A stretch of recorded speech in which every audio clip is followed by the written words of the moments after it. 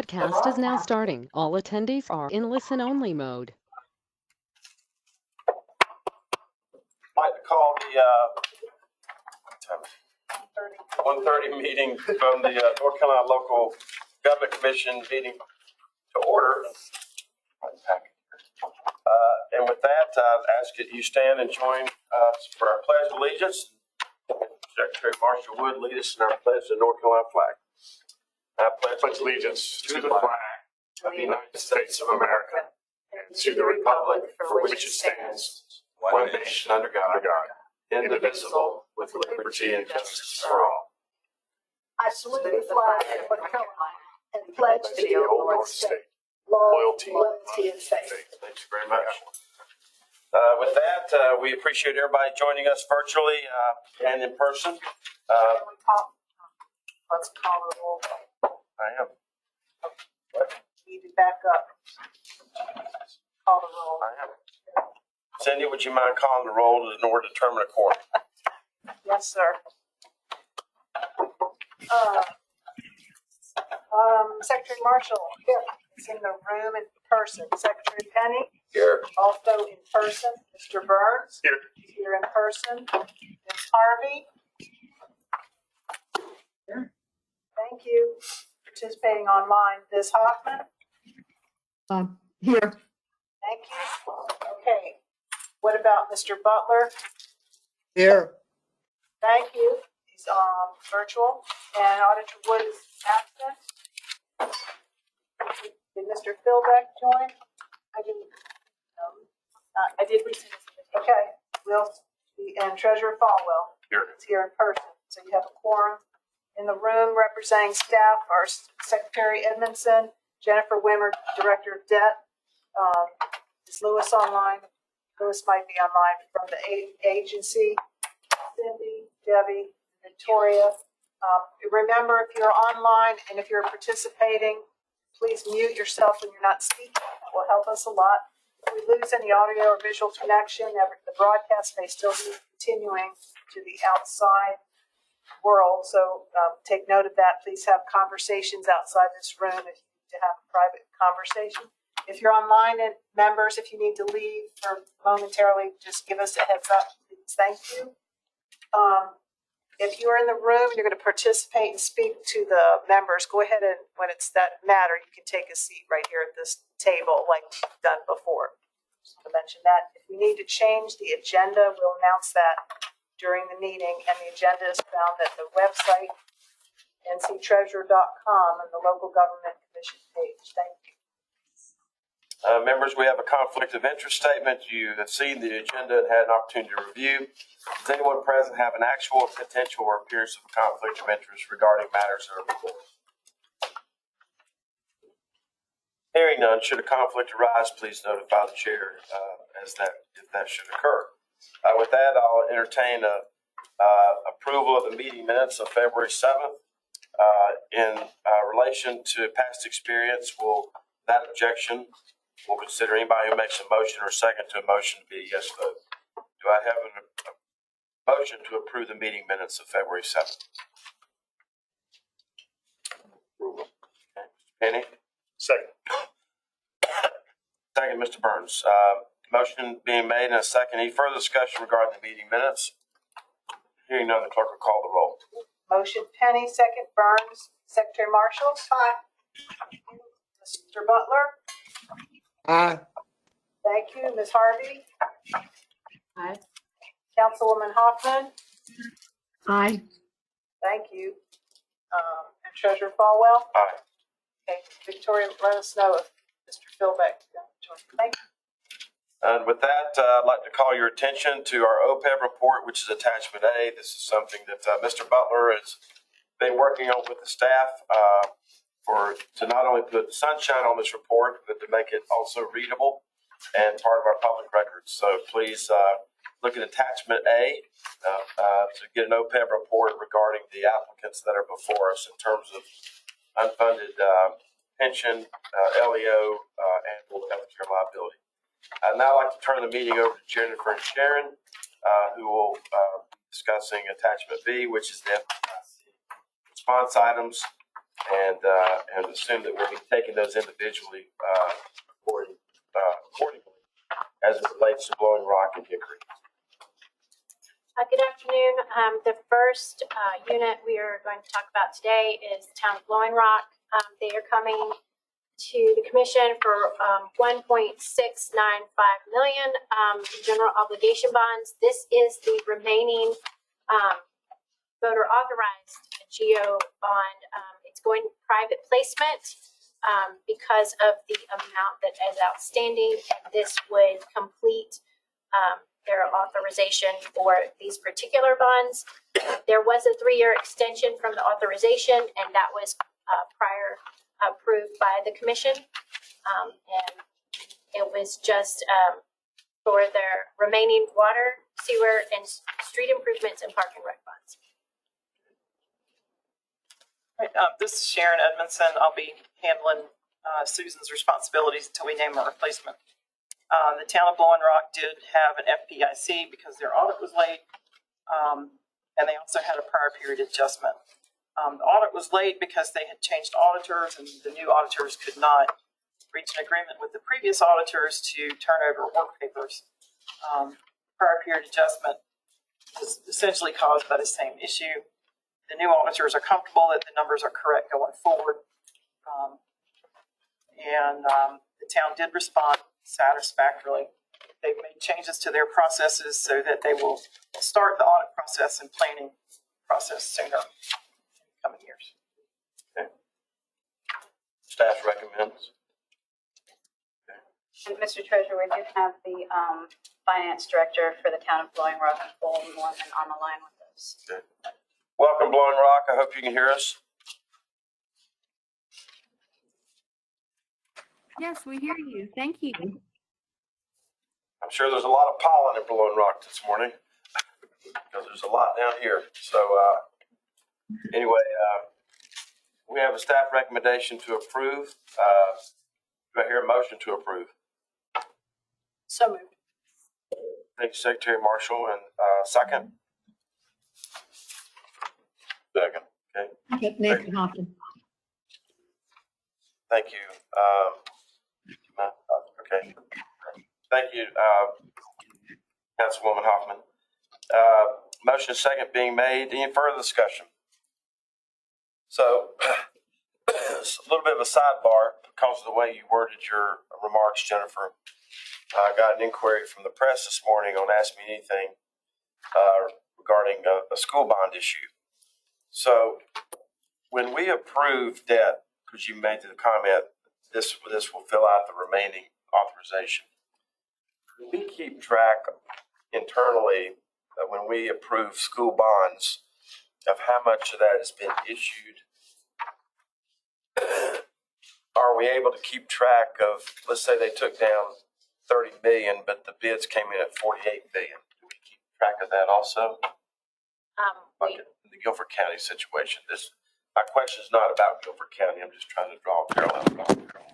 We have not, but I am starting not only on GO bonds, but all the other bonds, if what the estimate was, but what bids have come in. Okay.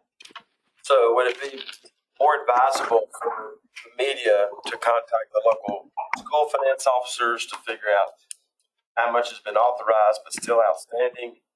Or We have that first piece of information. okay. And they can do both and see if they cheat-haul or not. Yes. Good, right. Okay, that's good. No, I didn't know quite how to answer their question. All right. So, thank Mr. you. Treasurer, Yes. and Mr. Philbick has been able to join us as well now. Thank you, Mr. Philback. Thank you. We have a motion second on the table. Any further discussion regarding Blowing Rock? Hearing none, the clerk will call the roll. Okay, that was Marshall and Hoffman. Secretary Penny? Aye. Mr. Burns? Aye. Mr. Butler? Aye. Ms. Harvey? Aye. Welcome, Mr. Philbeck, and your vote, please. Aye. Thank you, and Treasurer. Aye. Thank you. The second unit we're going to discuss is the City of Hickory. They are coming to us for $14,165,000. installment purchase to renovate and improve their convention center. This is a 20-year fixed rate of 3.83 of truth. Right, this is Sharon Edmondson again. The city of Hickory did have a couple of epic items. The first was that their audit was late, and that was due to staff turnover and a software implementation. They also did not get their opioid funds recorded into their special revenue fund by the end of the fiscal year. Staffing was also an issue there. The city does not expect either of these issues to reoccur. They have been successful in some hiring, and they've also automated some of their audit processes, which should speed up the overall process of getting ready for the audit. Staff considered this response satisfactory. Thank you. I think Secretary Marshall and Secretary Penny and Alder Wood have all had the occasion to present at this convention center. It is one of the last places to really meet between there in Asheville. So I'm glad that the staff's making this positive recommendation. Given that, do I hear a motion to accept staff's recommendation or a second? So moved, Burns. Thank you, Mr. Burns. Second? Second, Ms. Harvey. Thank you, Ms. Harvey. Any further discussion? Hearing none, the clerk will call the roll. Okay, Hickory, Burns, and Harvey. Secretary Marshall? Aye. Secretary Aye. Butler? Aye. Councilwoman Hoffman? Aye. And Mr. Philbeck, real quick, that you joined after the conflicts of interest statement. So just want to remind you to be alert and let us know of any conflicts on the agenda. Thank you. And your vote? I do not have any conflicts, and I vote aye. Thank you, sir. Treasurer Falwell? Aye. For Hickory, Mr. Miller, the deputy city manager, is on. I know we have some folks on the line from Hickory.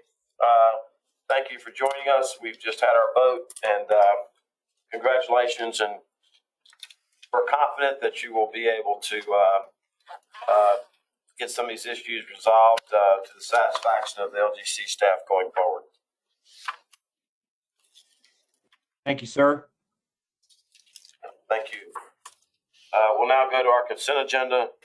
Does any member that takes us from Pitt County through miscellaneous items of Elon University, does any member choose to have any particular item removed for separate discussion? Mr. Treasurer, I do not, but refresh my recollection. What is a 2/3 bond? Jennifer? Oh, Jennifer, sorry. A 2/3 bond is the capacity of how much, 2/3 of how much GO bond was retired the previous year. And then they can issue that amount. Okay. If you have a general obligation bond for $1 million and you retired part of that, then you can go back without getting another general obligation approval. Kind of backfill it. Yep. Mr. Treasurer, just want to recognize too with us in person today is Mr. Todd Taylor from Wake County and Ms. Leanna Worley from Wilson's Mills. Hey, welcome. And I do. This may be like Elizabeth Taylor's 6th wedding. It's not going to take sixth marriage. It's not going to take too long. So. That's what she said, by the way. Mr. Treasurer, Yep. there are a couple of updates. All right. I would like to draw your attention to the Pitt County item. The interest rate is actually 3.55%. Correctly. And then with the town of Wilson Mills, it is actually monthly principal and interest payments, not annual. That is all my correct.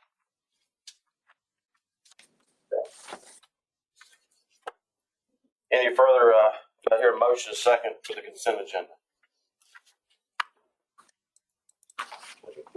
Consent agenda. Thank you, Penny. From Pitt to Elon. Okay. Second. Thank you. Any further discussion? All right, hearing none, the clerk will call the roll. consent agenda, just to reiterate, Pitt County through the miscellaneous items for Elon University with the corrections as just noted by Jennifer Wimmer. Motion Penny, second Marshall. Mr. Burns? Aye. Thank you. Mr. Butler? Aye. Thank you. Ms. Harvey? Aye. Councilwoman Hoffman? Aye. Mr. Philbeck? Aye. Treasurer Falwell? Aye. Thank you. And Mr. Croom, Sam, did you join us from Pitt County? He is there, Mr. Treasurer. Let me unmute. Okay.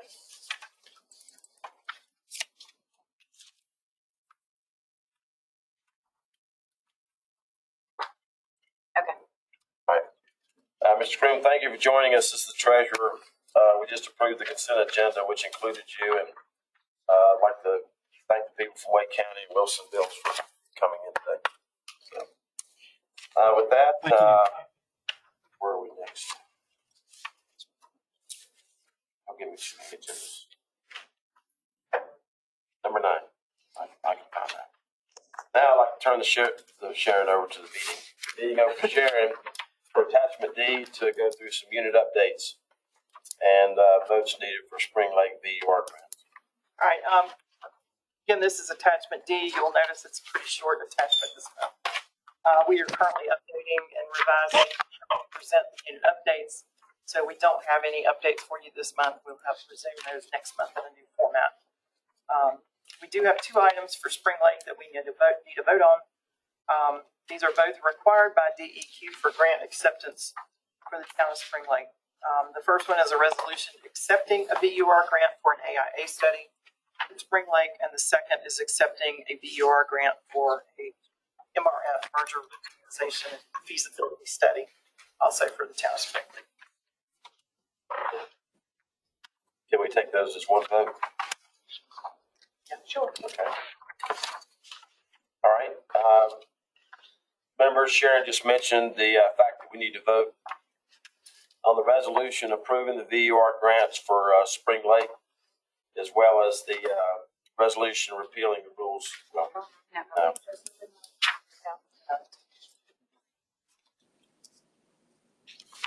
Mr. Treasurer, just for clarification, this is the oh, they're LGC both, okay. Got it. considering this in their role as the governing board for Spring Lake to accept a grant that was already approved by the LGC in their role approving all grants required. You're now serving in the governing board role to accept this grant on behalf of the town for these 2 studies to be. I'm back on course. Do I hear a motion in a second? Move the item, Hoffman. Thank you. Second. Second. Penny. Motion second being made. Any further discussion regarding this? All right. Hearing none, the clerk will call the roll. 2 resolutions for the town of Spring Lake. As LGC is the governing board for financial matters. 2 VUR grants. Hoffman, Penny. Secretary Marshall. Aye. Mr. Burns. Aye. Mr. Butler. Aye. Thank you. Ms. Harvey. Aye. Mr. Philbeck. Aye. Treasurer Falwell. Aye. We're now down to item 10. Resolution approving the viable utility reserve grants approved by SWIA on February 21st. Sharon, if you'll explain those, please. All right. This is attachment H in your packet. I'm sorry. We're going slightly out. Yeah, we are out of order. I'm sorry. When we put this together, we put H before E and F and G. So sorry about that. Attachment H. Just for Attachment H is what we're talking about right now. Yes. So this is the resolution to approve VUR grants. The SWIA met in February and awarded additional VUR funds to local governments, and the statutes require that the LGC also sign off on those awards. And what you have here is a resolution doing that. Table 1 is the asset inventory and assessment grants that were awarded by SWIA in February. Table 2 is the drinking water grants. And Table 3 is the wastewater grants. Again, these all come from the viable utility reserve, and the statutes require that they're not fully approved until the LGC votes on them. And we have Shadi Escap and Vic D'Amato from DEQ here. Do you have any questions for them?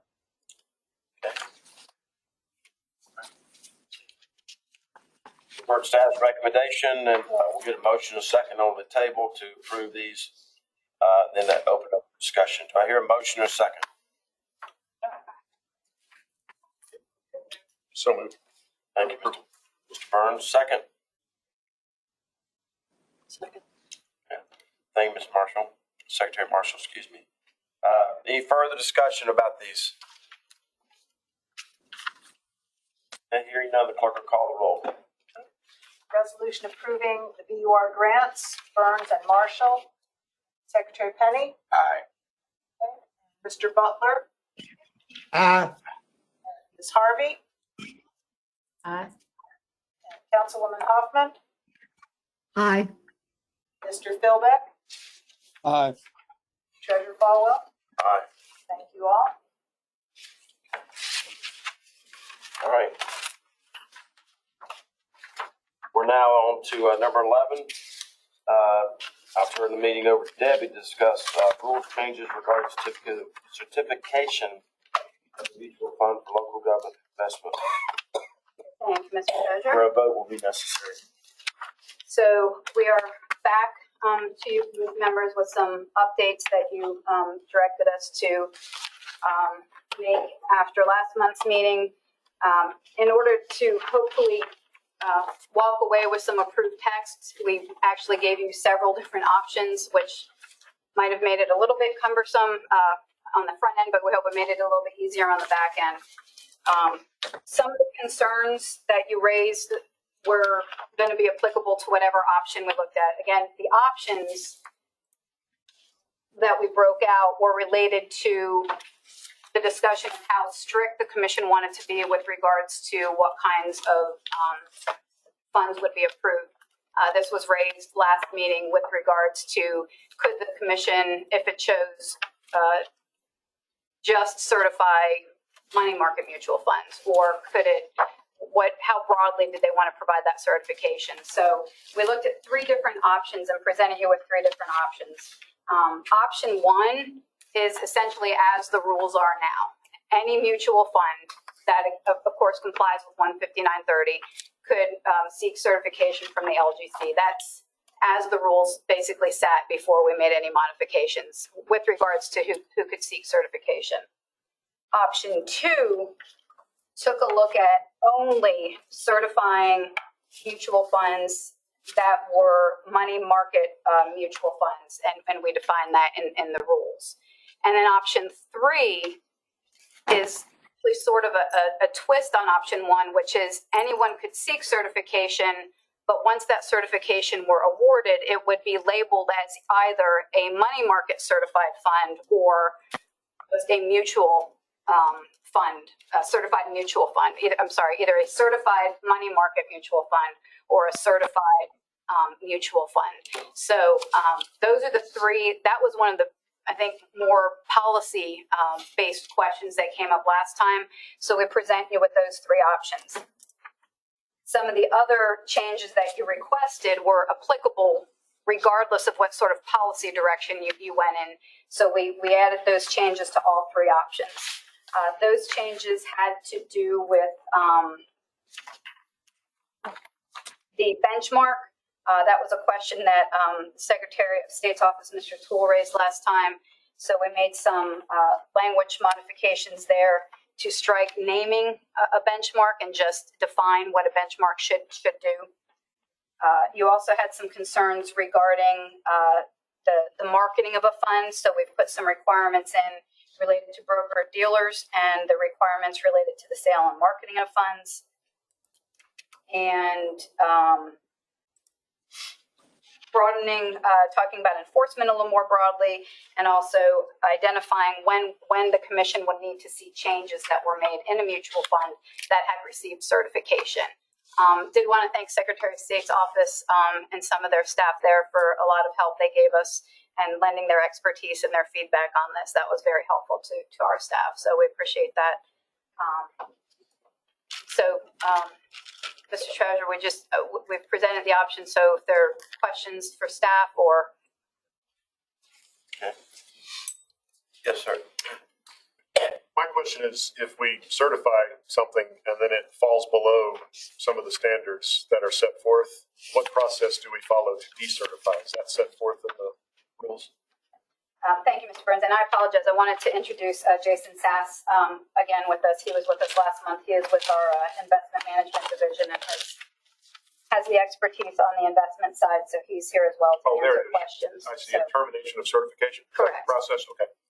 And Read, John. And following that initial certification, there will be an annual attestation that's required, and it will sort of revisit all those initial items that the fund was required to provide to the information they were needed to provide in the initial certification.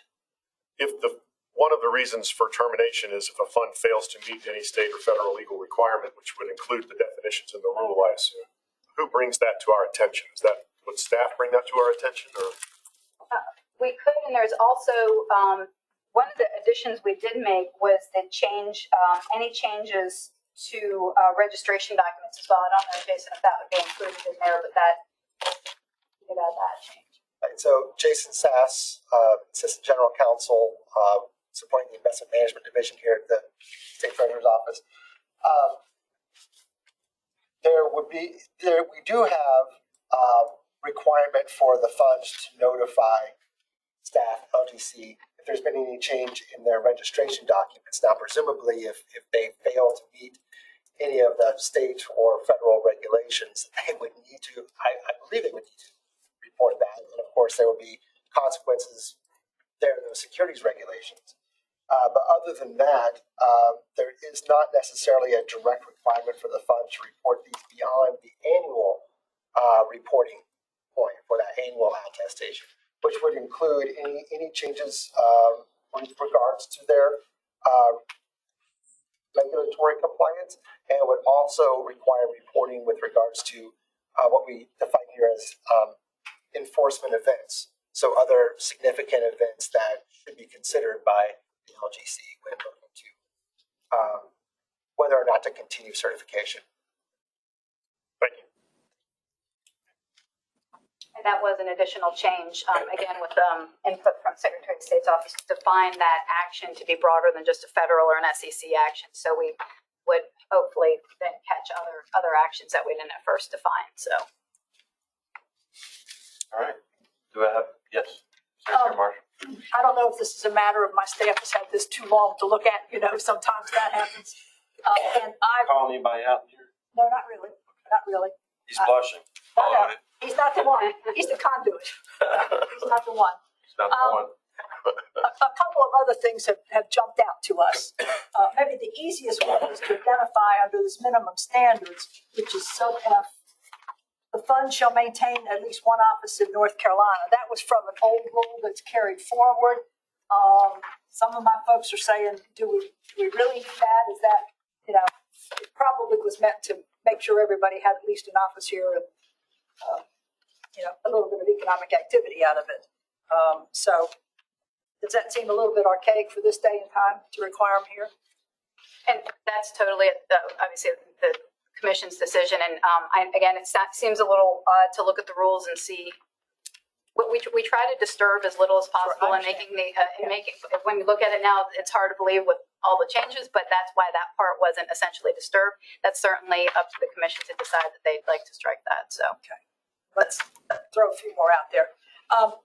The benchmark concept. There's no list of benchmarks that folks can go to. If new benchmarks come along, somebody like whatever his name is, Blankenfield, whatever it's in California, comes up with a new benchmark idea. Is there any test that of time or quality approval on a benchmark? Well, okay, so this is Jason Sass again, and we did not want to get into specifics of specific benchmarks only because of the potentially broad range of different mutual funds that could be looking for certification, but instead wanted to adopt general principles. And so what we focus on were what we saw as the most critical of those principles, the broadest, highest level principles that should apply to any benchmark that is applied. And so that's why we added the languages that it has to be specified in advance if it's going to be part of the reporting by the fund. And it has to be representative of the fund's actual current investment strategy. And within that description of representative of the fund's current investment strategy, we view that as encapsulating a whole host of subcomponents that can be taken into account to determine whether that benchmark is truly representative.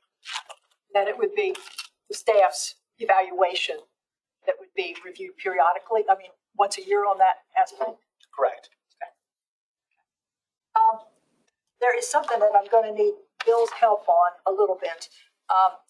North Carolina has 400 investment advisors who are only registered here in North Carolina. So there is a group of folks that are not registered with the SEC that, Bill, you want to explain why this is important? If I might. Bill Toole, Secretary of State, Deputy. Want to thank your staff, Mr. Treasurer. They did a great job of working with us. I'm grateful for that. If you looked at, just bear with you, please. While you're doing that, I'm going to hand the gavel to Sharon because I'm going to walk out for about 3.5 minutes. Katie will go. So.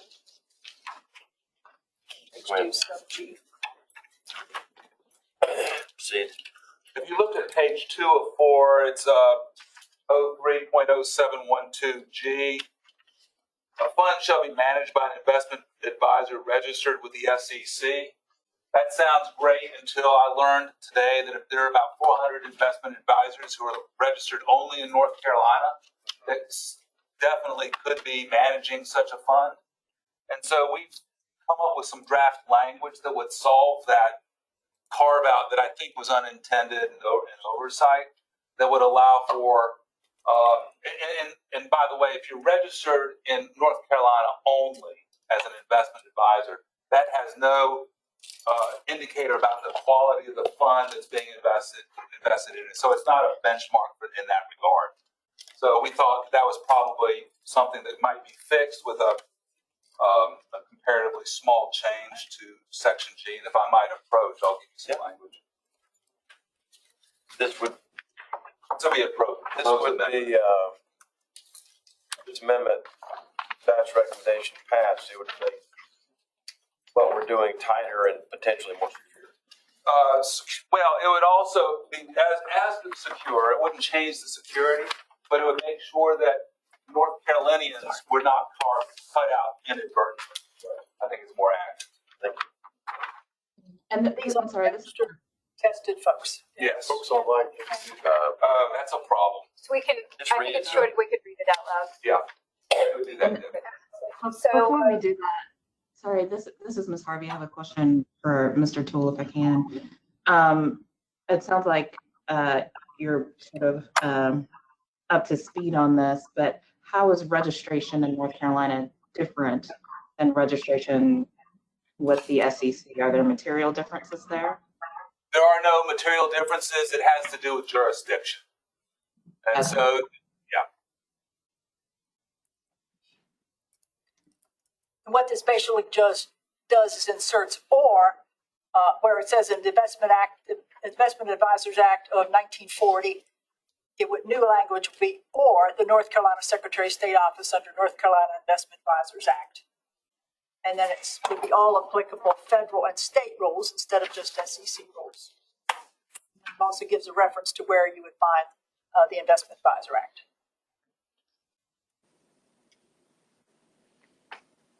Jason Sass here. One question that I would have for you, Bill, is whether, to what extent you and your staff have explored whether an SEC registered fund requires that an investment advisor needs to be registered with the SEC. It does not. So I did explore that. I am no expert on this. I'm now repeating what I learned hours ago. You can have and would have an SEC registered mutual fund that was managed by a North Carolina investment advisor who that investment advisor does not necessarily have to be registered with the SEC, even though the mutual fund must be. It has to do with threshold requirements. Don't ask me what they are, because I'm not an expert. For the benefit of the other members of the LGC, the rules, both as proposed by staff and also with the proposed amendment as proposed by Bill Toole, still requires that a fund be registered with the SEC. Staff considers this to be really a critical point of the changes here because it requires the adoption and implementation of changes in compliance that were adopted by the SEC in the 2010-2016 period as basically a consequence of the global financial crisis, ones which we feel make a material improvement on the quality of investment products that will be proposed for certification. Previously, because local governments, when they invest in these mutual funds, allow for the funds to be exempt from SEC registration, so they were not necessarily picking up these new SEC reforms. And so that's why that would be a critical piece. And I may be speaking for the staff here, but we see the fund registration with the SEC as the critical piece. And as long as the investment advisor adheres to the fund-related SEC requirements, that addresses our concerns.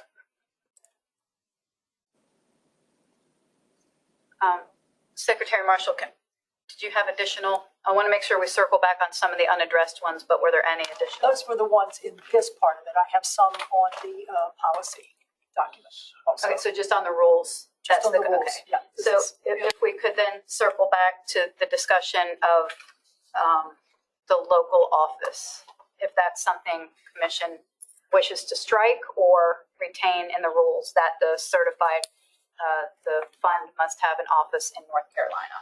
Again, that's rule 0712, let me see where it is, F, sub F. Rule 712F requires a fund shall maintain at least one office in North Carolina. The convenience of the participants. Again, this was a carryover from the old rules, but is certainly subject to the commission's decision on whether to retain that. So.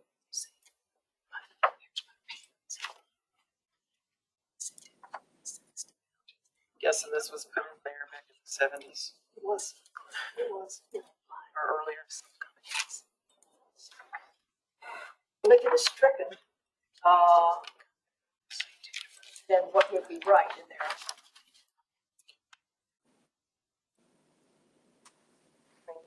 The whole sub be struck. Is there any sentence? I mean, the provision would be struck. We need to check with our rules specialist to see whether it would be struck entirely and all subsequent provisions would be renumbered, or if we would replace it with a placeholder. These are all new, so we should be able to just strike it entirely and renumber in sequence going forward.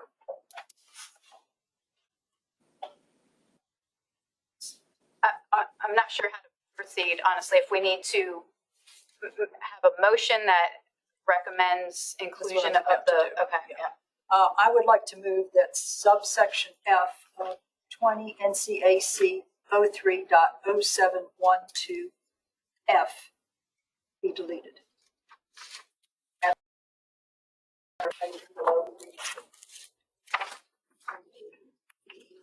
And Cindy, does that need to, do we need to go into a motion to? That's the same in all three. We're still all three versions, right? Oh, right. We haven't gotten to that, right? So, okay. I mean, I think you would just move to when we decide which option we're going to pick, maybe it's easier. Or is it one motion with all the things in it? if it's easier to decide which one. That's what I was people gonna go with, suggest. Then we go back. So So you're saying. Right, if we choose our option, then we can just amend the regulation. from there. Right, yeah.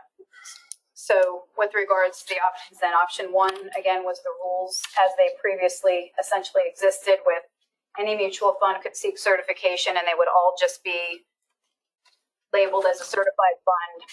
Option two would state that the commission was only going to certify money market mutual funds as defined in the rules. And the third option would be that the commission could certify any fund, but they would be labeled upon certification as either a certified money market mutual fund or as a certified mutual fund, where that second label applied to anything that was not in the first bucket, essentially. So.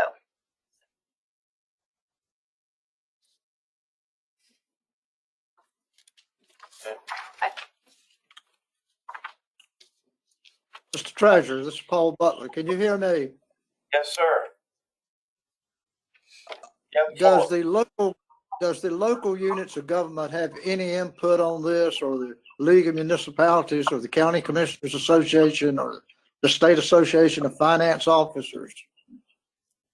Because these are changes to the rules, and our department's rule coordinator is not here with us today, but these are subject to the typical rules process with the public hearings and the comment period. So we're complying with all those requirements with regards to public input.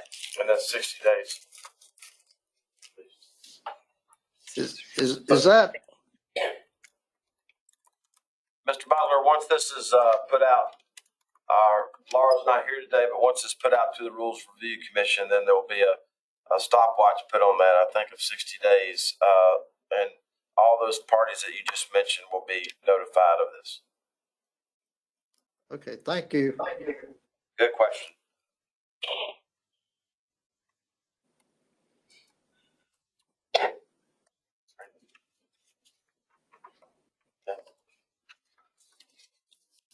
Are there perceived drawbacks or concerns the staff has with any of these three as compared to the others? Or is it, I mean, I'm trying to understand why we would limit, if they otherwise meet the standards that we impose, why we would limit it to a certain type of fund. I understand option three allows us to label the two. So there's a distinction between 1 and 3. But I don't understand why we would take the position only money market mutual funds. Is that just a cautionary, those are the safest investments, they don't go up and down very much? Is that? This was raised at the last meeting, Right. and that's why that was the perception of the relative risk, and specifically with the money market funds that we define here, and we specify either as the only allowed or ones which are specially designated, are the types of money market funds which hold at $1 per share. And so that basically functions differently than any other mutual fund where the price per share can float and it can go up and it can go down. And therefore presents more challenges for really what we're talking about.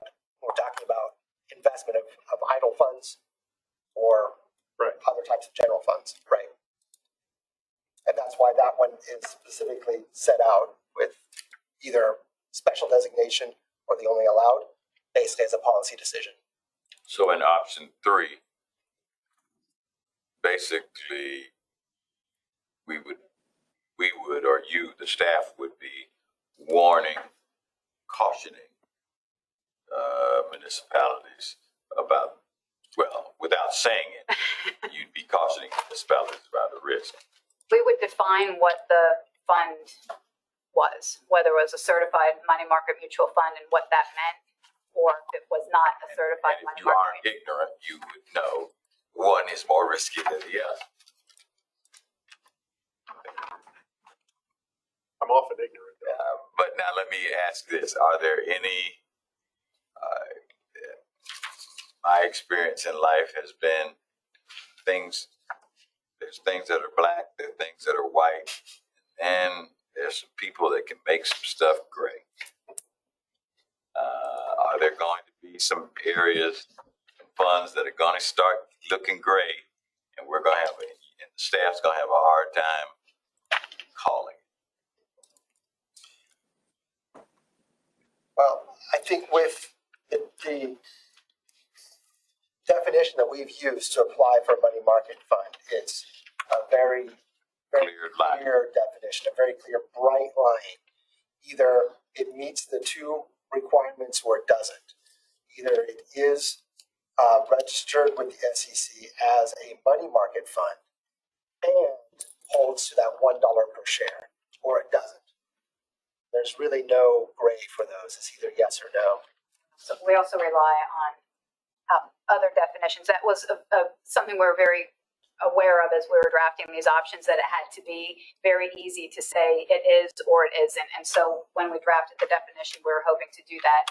And we're also relying on the fund itself to, at least in its initial certification and in its annual attestation, for them to raise their hands and say, I am one of these funds.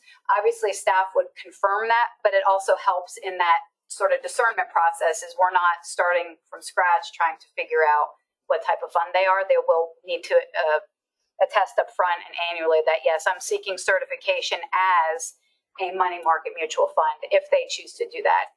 And any fund that starts marketing itself as one of these money market mutual funds with $1 per share, if it changes that strategy, then it has to update its state and or federal filings.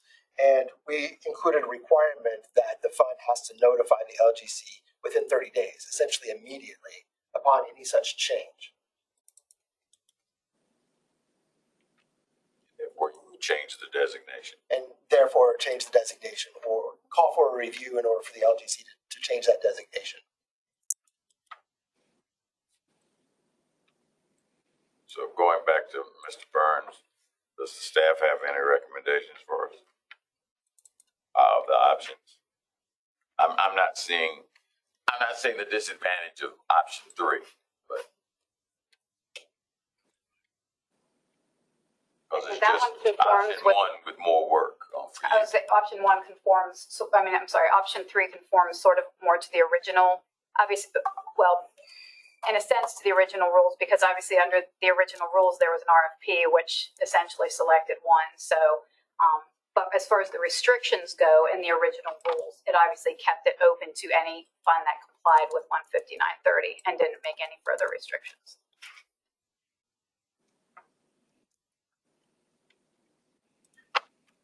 In simple person's languages, 1, 2, 3, which is the most secure, which one is the most risky?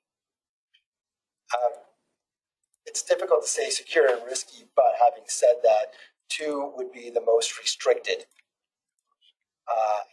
Provide the units the least ability to use certified, an LGC certified, to increase risk to increase return.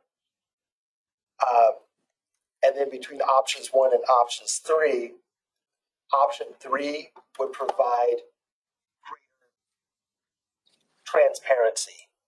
And so that would be a material difference. I think in terms of what is offered under option 1 and 3, are they're going to be the same, but there's greater transparency with option 3.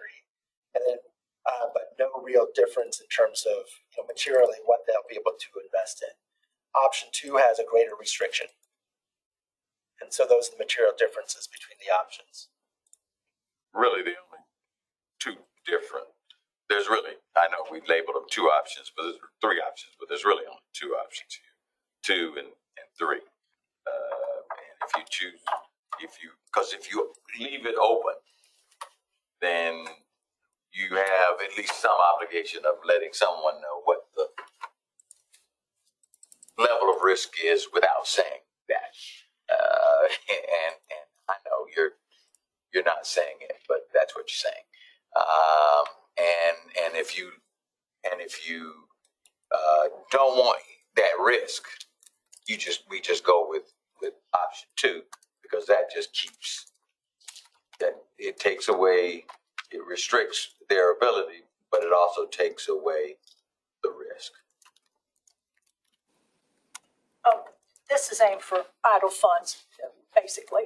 And is there a kind of a threshold where smaller municipalities, smaller units that would have a smaller amount of idle funds, do they have to meet a certain criteria to be able to use one of these?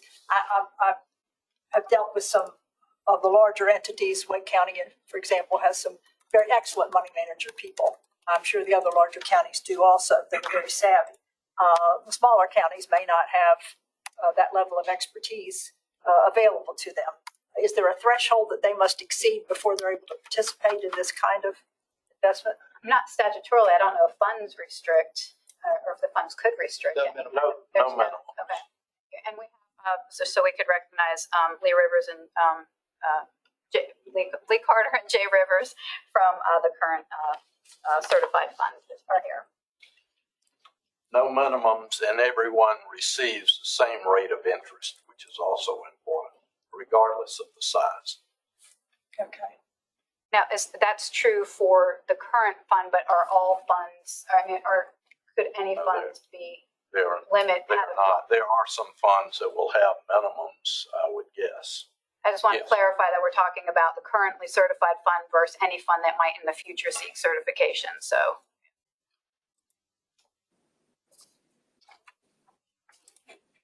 This is Sharon. I will add, in the past, we have had both kinds of options available. So, Within the one fund. within the one certified group, yes. One certified fund offered two different portfolios, essentially, that the local governments could invest in. That was under the current fund. Portfolio, which we still have, and then a term portfolio, which offered a little more risk for a little more return. It would be Three. parallel to 3 of them, as close as we're going to get it. Well, given all this conversation, Secretary Marshall, how does your motion, does it give them flexibility to incorporate all these technical changes? The motion that I'm about to make would take out the sub F about the office, which would have nothing to do really with the actual functioning of the investment. Is there a motion to make to pick one of the three options? Is that how we're going to do it? Yeah. But there's no motion on the floor right now. Right. Which option? I think if we had a motion to select an option with the addition of the revised 0712 sub G and the strike of 0712 sub F is what we would need to move forward.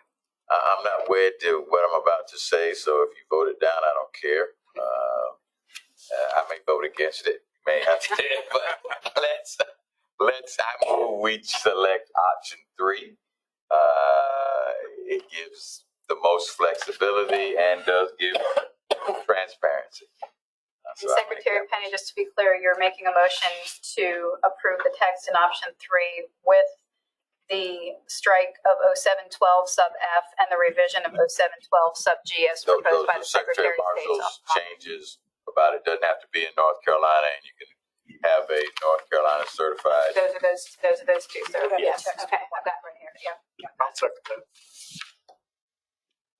Mr. Treasurer, Yes, sir. are the funds in these mutual funds, are they considered in the fund balance of a unit of government?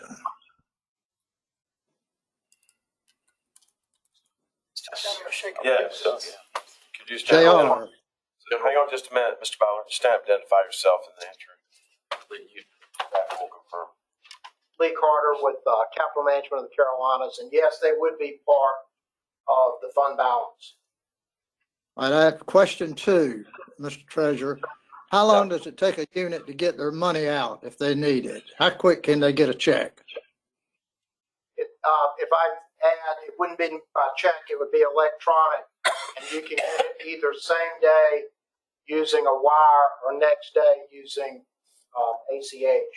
Is that you or is that everybody? Just okay, to clarify, that's the current That's trust. the current trust. And if future funds were certified, they would have, I'm sure that they would have similar operational procedures, but we're not saying that all certified funds would have that that response, just to be clear, right? Because the vote is to certify, is to approve the rules text, to approve funds, certify funds in the future, not to recertify this fund, just to be clear.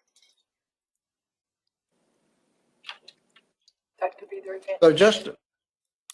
So just to be clear, some of these funds would not be able to get the money to you the next day. Mr. Butler, we're not necessarily saying that. We're just saying that the response just provided was specific to that fund, and we can't speak to other funds who might seek certification in the future.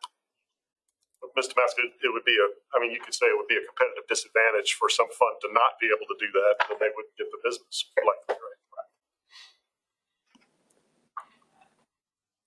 All right, thank you. Thank you. Any other questions? What is, Mr. Treasurer, Mr. Treasurer, before we move on, can I get someone to reiterate the changes made to 20 NCAC 03.0712 Part G that Mr. Toole proposed? I don't have the benefit of having those virtually.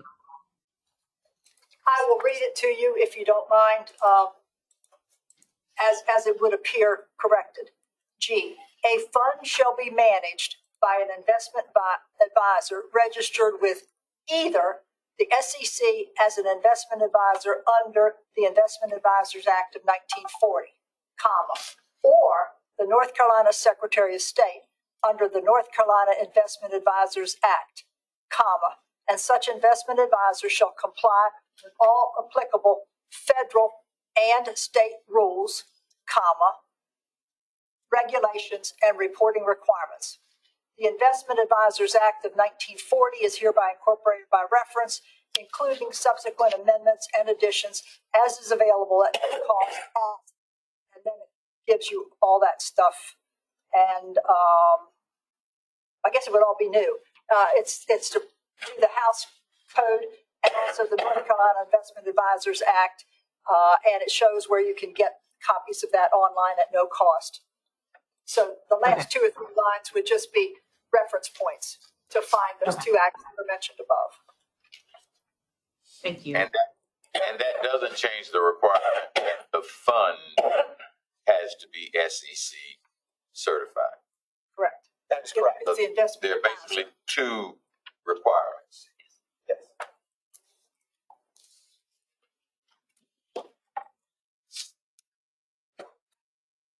Mr. Treasurer, yes, sir. after the 60-day review period, does the LGC vote on this again after we receive the comments? Yes. We do vote on it again. Yes. Yes. Yes. Thank you. Yes. Yeah, this is Cindy Aiken. Yeah, as we stated before, there's a minimum 60-day period for the public to make any and all comments.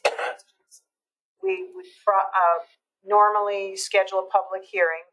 If someone asks for it, you definitely have to do one, but by kind of standard operating procedure, we probably schedule one. And then the body, that would be the LGC, is required to consider all of the comments that we receive. And then it comes back to this commission for approval and then goes to the Rules Review Commission after that. So, and I think, remember Laura saying at this point we'd be looking at an August, earliest, an August 1st effective date if all went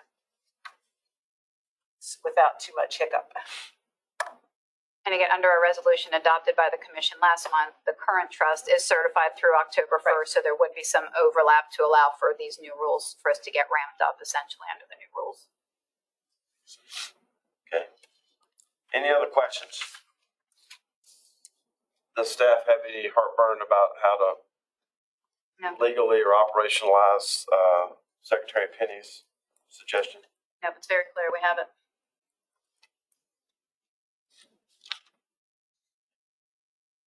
All right. Previous question. I got to vote on this. With a motion and a second, Mr. Treasurer. Yeah, we are.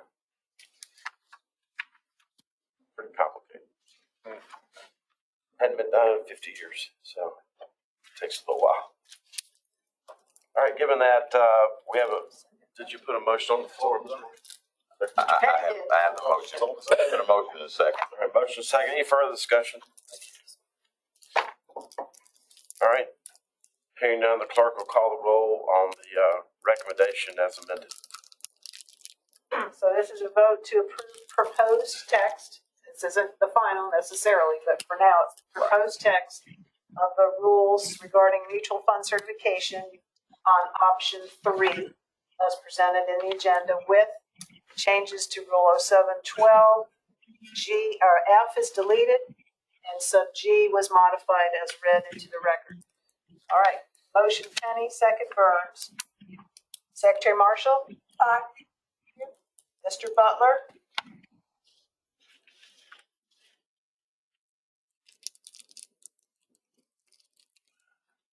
You can come back.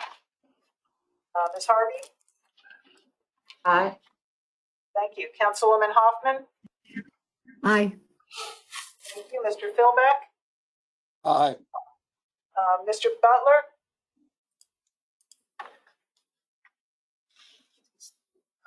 And Treasurer Falwell? Aye. Last call for Mr. Butler. No. Okay, thank you. So, All right, the ayes have it. Members, we'll now go to number 12, policy on public participation in LGC meeting. Thank you, Mr. Treasurer. There is a current policy on public participation that the commission has adopted in the past. There were some changes. We noticed some changes that really needed to be made after we now have the availability of virtual meetings and things. And so as we started looking at some of those changes, we looked to some other places that some updates could be made.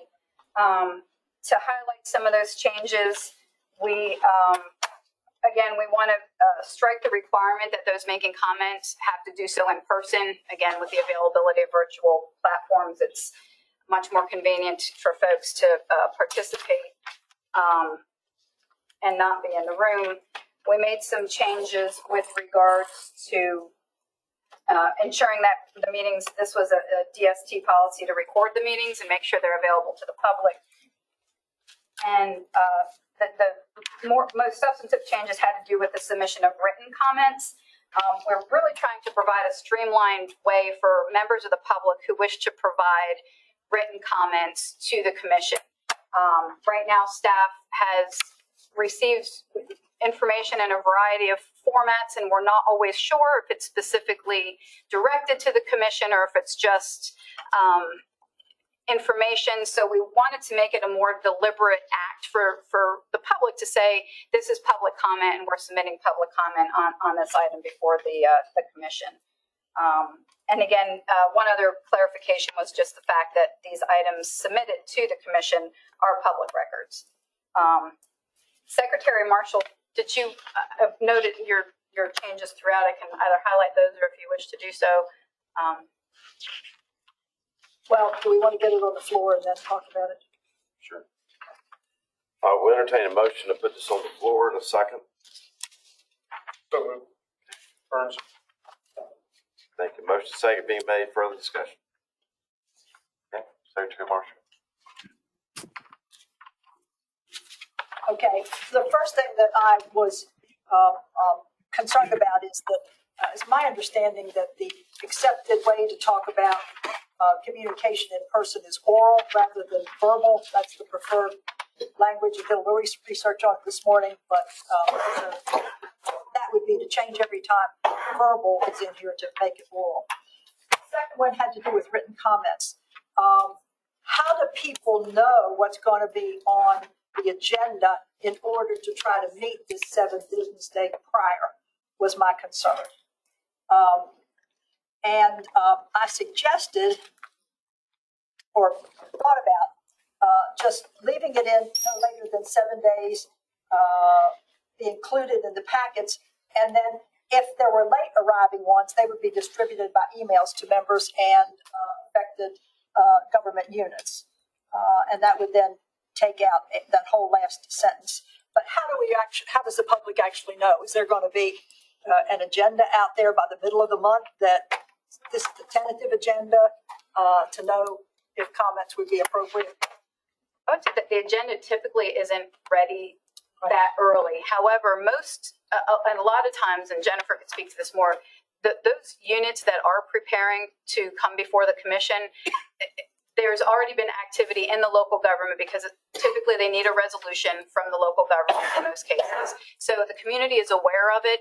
And even if they're not sure if it's coming on in the March meeting, they know it's coming before the commission soon. And there's no pre-cut off. So if something, maybe they're being talked about in the news or in the community and it's coming before the commission and they submit it to us now, we'll hold on to it, even if they're appearing on the agenda in July. So I think typically, Jennifer, would you say, even if the agenda itself isn't published early, typically those in the community are aware that the unit is pursuing LGC approval for debt? Correct. So most of this is Jennifer Wimmer, most of the transactions either have a board resolution or a public hearing in their local community. And that is where most. I mean, I'm very much aware. I believe everything that you've told me.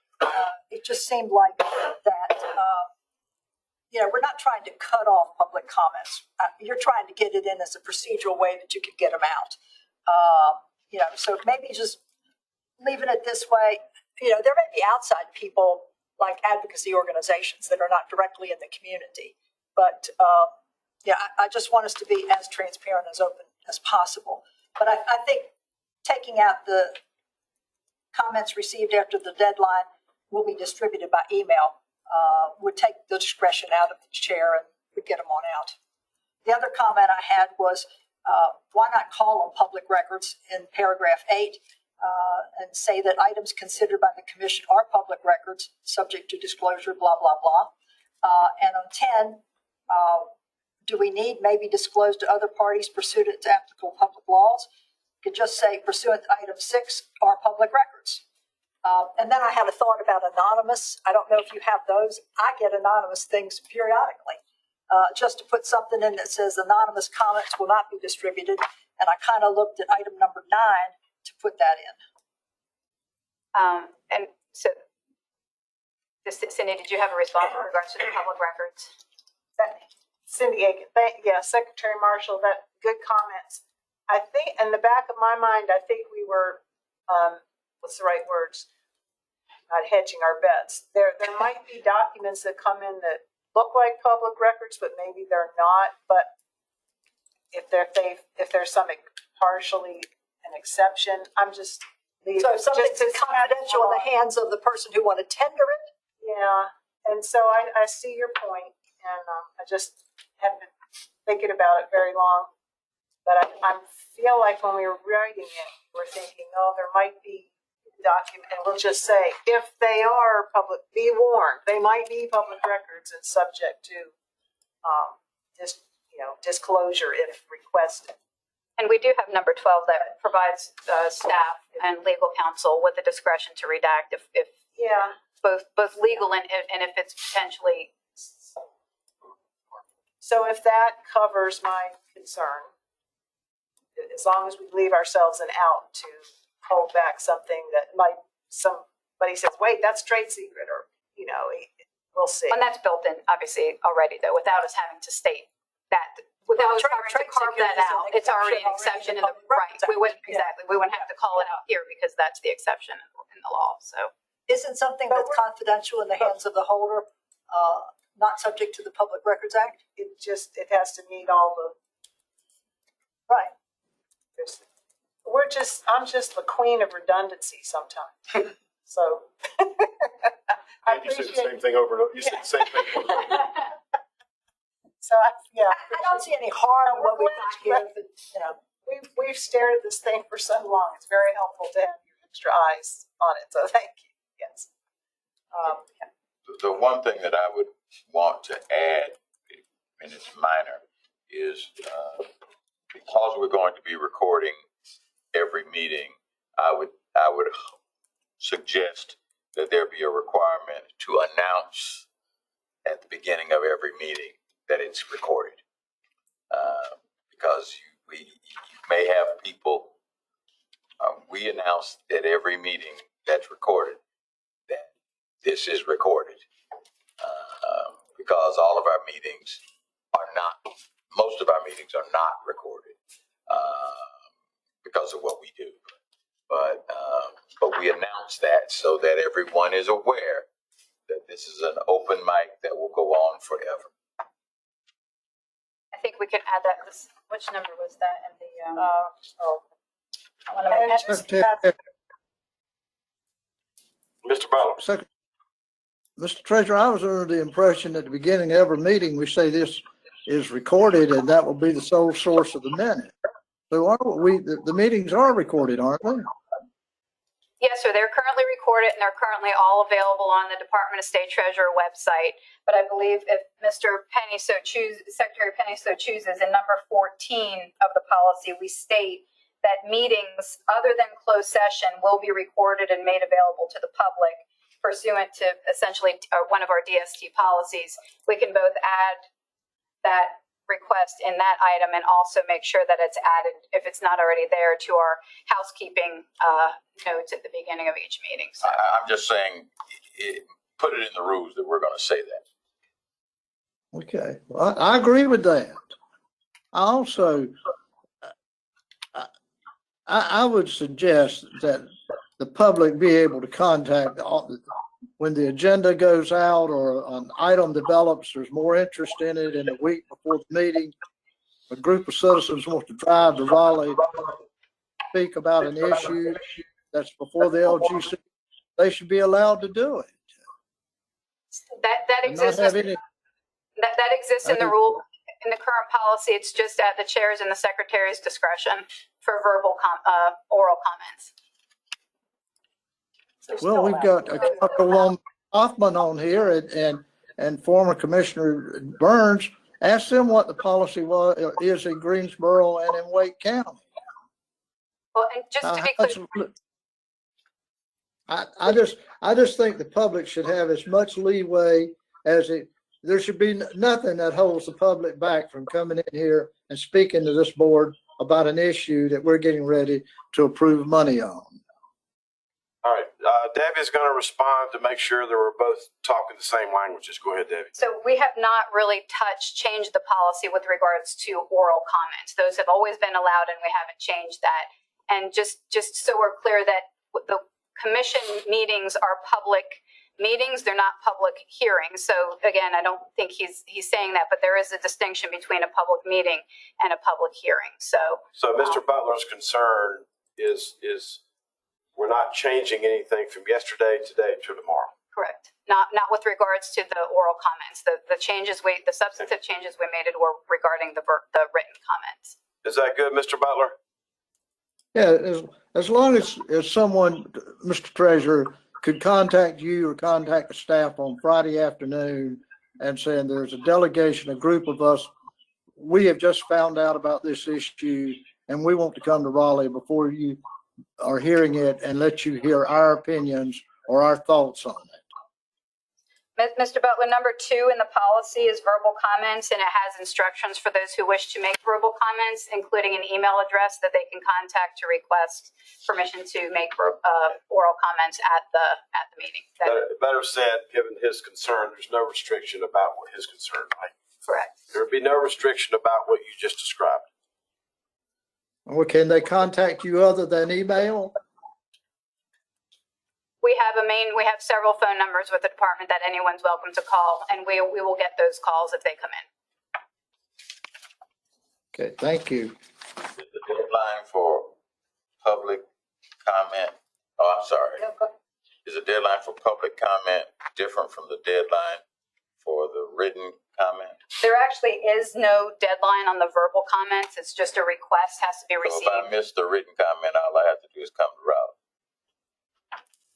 And to be clear too, to Secretary Marshall's clarification, I think we're looking at changing that so-called cutoff for written comments so that the cutoff only applies to what goes in the packet that we try to mail out a week in advance, but anything that we receive even after that will be provided to all commission members just by email and not in that packet. So there will essentially be no cutoff for written comments either, just for their inclusion in that printed packet that we send to you. My question is about the retention policy of the tape of the meetings. Oh, gosh. The recordings are, I'd have to look that up quickly. We're recording them now and putting them online pursuant to our DST, internal DST policy, and I'm honestly not sure what the retention is. Right now, we have links available on our website since we started doing this, just after the pandemic started. I'd have to quickly see what that retention is. I mean, other than the general public. Cindy? Cindy Aiken, so to address the retention, our policy is actually that it's our written minutes that are the official record. So we have not declared that the recording are the minutes. So we don't have to retain them as if they were minutes. Debbie might be looking But at we've never erased any. Sir? We've never, No, I mean, everything we've ever recorded is still there.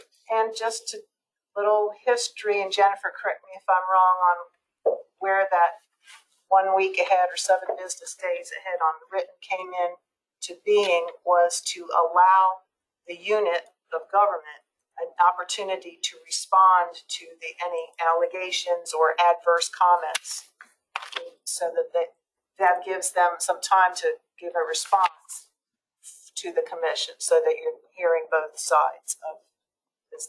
That Maybe not. This is Jennifer Wimmer, for the unit of government to be notified. at least well, yeah, we didn't require a response, but they were notified of these comments in opposition, and then they had the opportunity to create a response if they wanted to. Thanks. Yeah. Not mandatory. Secretary Marshall, according to the DST policy that we do reference here, recordings of the meetings will be published online for public access generally within 5 business days.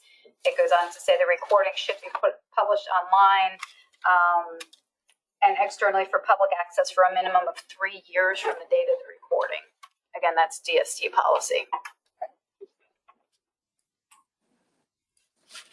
All right. I'm a little bit lost. Do we have a motion?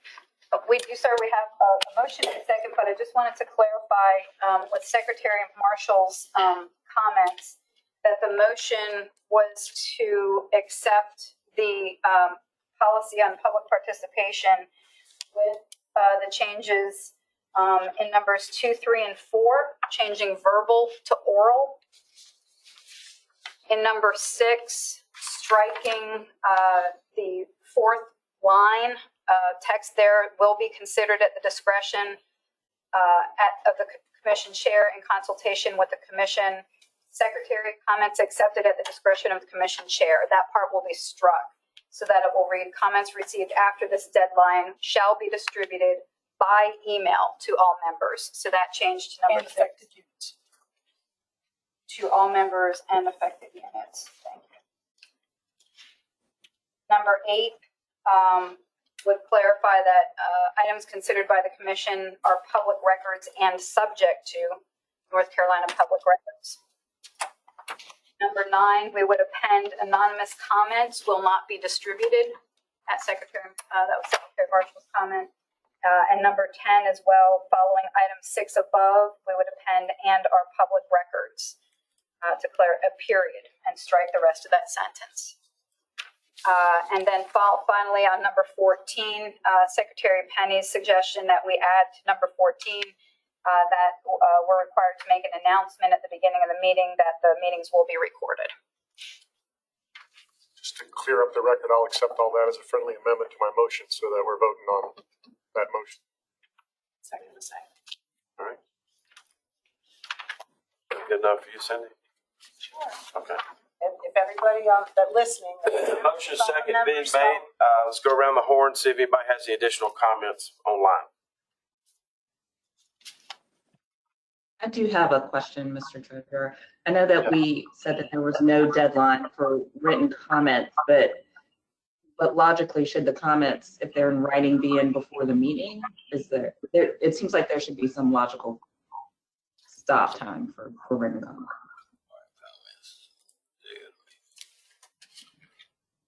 We've had people come to public meetings and just hand us their written comments and not even say anything. So, We've also had some that came in the morning and then got emailed out to us, but those of us that weren't sitting by our computers didn't get them at their risk if they come in late. I think what we'll do, Ms. Harvey, is we'll proceed with this, and then as we think through what you just said, if there's any changes that would need to be made as it comes back before us, we'll take those into consideration. But because all of our meetings from now on are going to be hybrid, we probably do need to figure out a way when we do get written comments here in Raleigh of getting it to the people who aren't here in Raleigh. And that we're gonna have that. Okay. I agree. So we may want to make sure we ask if somebody give it to us in a digital format. And to most of the comments, Secretary Bennett, are typically by email that we receive, so they're easy enough to compile and forward on. I'm just worried about the person who comes in and wants to pass out stuff to us, and now we have it, and those virtually aren't gonna. Somebody else stand up. We can, Secretary Bennett, we can have the staff on standby. We could scan those comments and then email them out. So if we know we have potentially that situation, we It's can make not a sure rule. that's available. I'm not talking about a rule change. I'm talking about practice. So we can go on. Okay. Mr. Treasurer, Yeah. Mr. Bauer. is this a time-sensitive issue?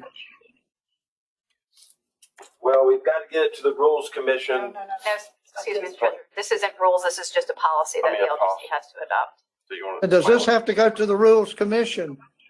No, sir. This is just a policy adopted by the LGC. Mr. Treasurer, we've talked about changing this and doing that. Why don't the things that have been verbalized here during this discussion, we get that on a piece of paper and bring it to us at the next meeting as a result of the discussion today, rather than we'll do this, we'll add that, we'll drop this. And then what we're looking at the next meeting is the final draft. Okay. Now, Secretary Marshall said she had no problem with that. Mr. Burns. I mean, if the staff doesn't need it right away, then I'm fine doing that. We're not going to have a controversial issue next time. If I walk in here and see 500 people, I won't be upset. Happy as clams at UNC Wilmington. April. Oh, yeah. Okay. All right. Is there a desire to table this till the next meeting? I would so move, Mr. Treasurer. Motion, Mr. Treasurer. I need a motion for that. It's been seconded. I can withdraw my motion and re-bring it after we see a written update. Agreed. I'm fine with that. Do we need a motion for that? If it's consensus works for me. All right. Yeah, we'll just table it till the next meeting, everybody, okay? But for the staff's benefit, is it the consensus of this group that what we have discussed is the direction they should be writing the document in? Except thinking through this last Mrs. Harvey piece. Yeah. Yeah. They will. Mr. Secretary Bennett, I'm clear on the direction of the commission. All right, that as long as they know the direction, then we're fine. No need sending them back to write something and then we don't like. I think everything was straightforward, and we will address, as you said, Treasurer Ms. Harvey's timing concerns with regards to the rent. These aren't bashful people, so if there's something they'll call. All right. Next, policy on review approval of debt applications. Yes, sir. So, commission members, what you have before you is a policy that has not in the past been adopted by the commission. It's been a policy that staff has issued. So we made some changes. Staff is recommending some changes and also recommending that the commission actually adopt it as a policy with regards to some of the more procedural and timing aspects of the applications for debt approval from the LGC. Some were just truly technical changes. The previous policy referenced unit letters. For those who have been on the board a long time, unit letters are no longer a thing anymore. We've replaced those with the FPICs, the Financial Performance Indicators of Concern. We've modified the deadlines to be more true to what staff really needs to provide a thorough assessment of the unit's financial health and their capacity for assuming this debt that they're looking to issue. And a few other clarifications. This has come up with some units in the past, just with the compliance with the electric transfers, just clarifying that the units must comply either with the requirements of the electric transfer statute, if they're subject to that statute, or their board policies, if they're not subject to that statute. We've also made some changes regarding the timing of materials needed for the debt with the debt application, including that any preliminary architectural or engineering studies have to be received by LGC staff, and that a bond referendum, if required, would be held and the campus certified before the item was considered by the LGC. Oh, and I apologize. Jennifer just pointed out that the two comments I just made were related just specifically to general obligation bonds and only general obligation bonds. There were some other, those were limited to that. And then just other guidance we incorporated is really things we've already discussed as far as the assumptions of the reasonableness of the estimated interest and the financing team, which are some items we've addressed in the past, but are now incorporating into this policy. So again, the policy has been available online for years for units to reference when they're looking to bring a debt application before the commission. We're just looking to update it, and we're asking the commission to adopt it as an actual LGC policy as opposed to a staff policy. Mr. Burns. I see that a lot of this is just carrying over the language from the prior staff policy, but I have some concerns when it becomes a board adopted policy. That would be, a local government could not get approval if they didn't meet each of these bullets. Is that what we're saying? If we adopt this as a policy? We couldn't get it on the agenda. We couldn't get it on the agenda, right? Cindy, I don't know that it would preclude it coming. Okay, well, my concern is with what was prior number 7 and is now bullet number 4 on page 3 of the new policy. That community support for the practice is important, which I would absolutely agree with.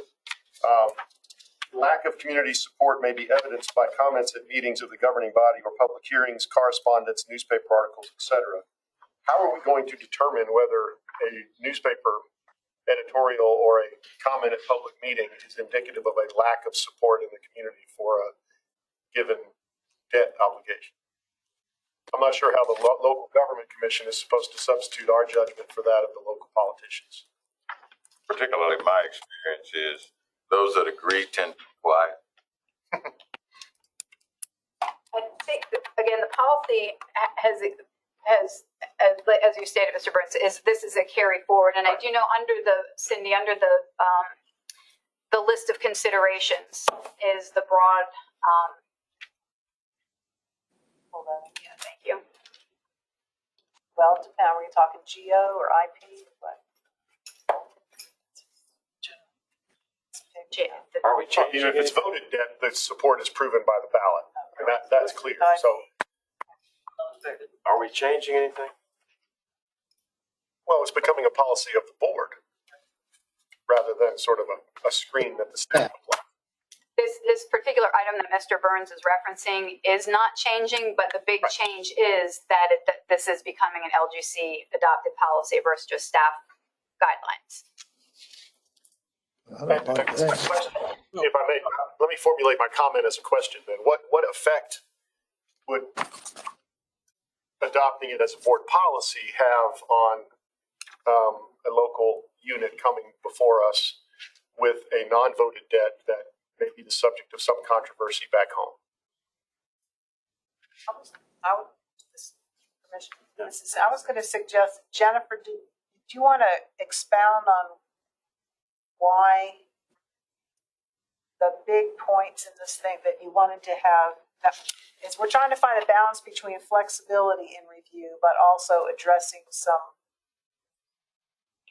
Right, so this Jennifer. mushy standards. So this is Jennifer Wimmer. This point in particular, talks about kind of the prior policy that we're working on with participation and comments. We really didn't have a need for that until things were getting to the point where the public wanted to have their opinions or, feelings heard. So with the public participation, but then referencing it that, the members of this commission would be notified of that. We've gotten questions in the past, especially with non-voter approved debt of, well, this might need a tax increase or this is going to, raise utility rates. Have you ask the public on that and what is their comment? So we're trying to get that information to you, not to make it, a yes or no, it won't make on the agenda. There's always something that a unit wants to be on the agenda no matter what. Mm-hmm. And, we try to keep it within policy that it will be addressed, but that is for the commission to vote for. In the past, you have provided us with sort of packets of, community comment. I think back to the Wilmington vote we had, which was somewhat controversial down there. And that as a member of this commission, I'm perfectly okay with that. Feed me all the information that you want to feed me. But I really hesitate to put my judgment on what the people want over that of the people they vote for. And so so my question is whether are we going to be keeping anything off the agenda, or is this going to be a point where we would say, well, we can't approve that because, the Capital County Taxpayers Association is against it. And which we get that all the time. To answer your question, we would just provide that information to the commission, and it would be on the agenda, but they would know that, because of the fact that most of these transactions either have a public hearing or a board resolution, it is public record from the unit coming to us. So they are, want that information to come to this commission. Then I still understand what you're saying with the practice it will be, but if that is not a criteria for which it will be used to determine whether something gets on the agenda, then it probably doesn't need to be any. Because at that point, you're asking me to adopt that as a criteria, and I have a problem putting I'm not on this commission to be a super city council. Right. And I don't know the politics of Belhaven, North Carolina. I'm just using them as an example. But I do know in Belhaven there are people who don't like some of the things the city does, and there are people who like some of the things the city does. And the people who like it are likely going to be sitting home. And the people who don't like it are going to be using some Spiro Agnew, the nattering nabobs of negative. All right. And so Spiro did go to jail. Just don't steal any fur coats. But the fact is that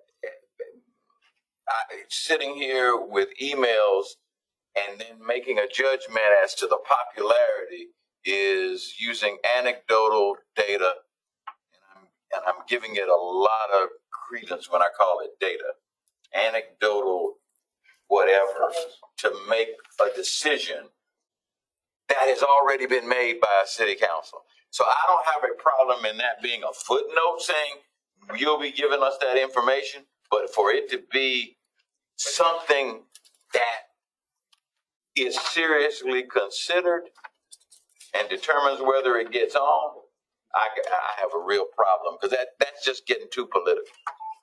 And I believe Secretary Penny, did you pull up so there is that broader discretion on on some of the findings. Sure, and you've been on this commission for a long time, so you know that the General Assembly, for better or worse, gave us 151A.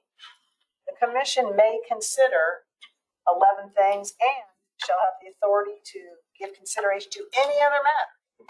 So you always have that. And I'm not saying don't give me that stuff. Yeah. I'm just saying it shouldn't be in the list of stuff that determines whether it gets on. Yeah, I'm thinking our thought in making this a board policy was to give the staff something to say. It's not just us that are insistent, and leaving that particular, you picked out a good one that maybe we just didn't think about enough, but more of the financial pieces.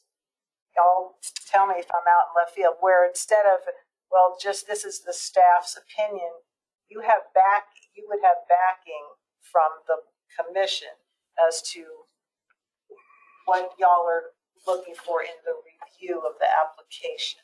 Am I speaking out of turn? Yes, that's correct. Maybe, philosophically, I don't back there you go. the popularity because I don't know the context. And I'm not going to know the context. The review is based on financial. Financial, I don't have any problems with. All right. That's why. But that part, I know we have broad to consider, but at that point, we're superimposing our judgment. Can we say that it's that let me look at the first. Following guidelines and considerations will be utilized in the review and commission approval of applications for debt by local governments and public authorities. We just said, we could say something that substantial indicators of community support for the project are present. And then if there's a negative and a positive, you can give that to us and we can take a look at that and say, okay, well, I think there's adequate community support. I'm gonna move on to the finances. Because I share Secretary Penny's concerns. I'm not in touch enough with the voters of, Asheville to know exactly what they're for and what they're against. And I don't think I should be asked to make that decision when they have city council people that they answer the phones every day. So, Mr. Burns, just to clarify, you wanted to add a substantial, or I'm cross-reference here just to a reference to the previous policy that hopefully we'll adopt next time, that any comments received pursuant to that policy would be provided to commission members. Just make it a point that you would receive comments the input. received relevant to community support or lack of support for the project will be provided to the commission. That way it's not a filter. Is that all right? That's right. As long as it's not a filter, I'm fine. Actually, that could be a footnote. Again, I prefer footnotes than putting it in the substance. I'm trying to be helpful. I want to help you all know what to present. I'm a lawyer. We like footnotes. I'm really not trying to cause problems, but that one, as a former county commissioner, if somebody had told me they understood my district better than I did, we would have had a discussion.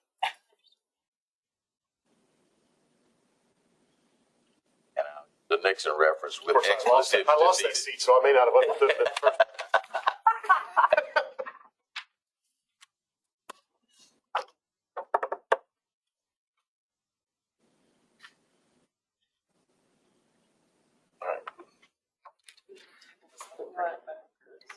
Thank you. That's all I have. If for my Mr. Burns, and Secretary Penny, is that think Sharon just asked if we needed to table this one. If we struck that or modified the community support bullet, that would be page 3 of the resolution, the 4th bullet. That just comments received basically via the policy on public participation would be presented to commission members, and strike that bullet for that alternate text. Would that be? That would be fine with me. I don't speak for everybody. Now, explain to me about the power unit. What does that mean? You know, Which one, Mr. Secretary Finch? there's a bullet on here, number 4, that talks about if a power agency is involved, it must comply with the policy.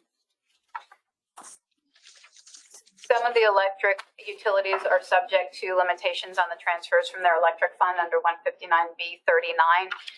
Those are restricted under statute. Most other units, and we advise, Sharon, most other units to have a policy similar to that statute in place, or at least identifying those transfers if they're not subject to that statute. So we're just asking those units to either comply with the statute if they're subject to that statute, or to comply with their board adopted policies if they have such board adopted policies. Suppose they don't have a board adopted policy, because I think we just had one that didn't have some.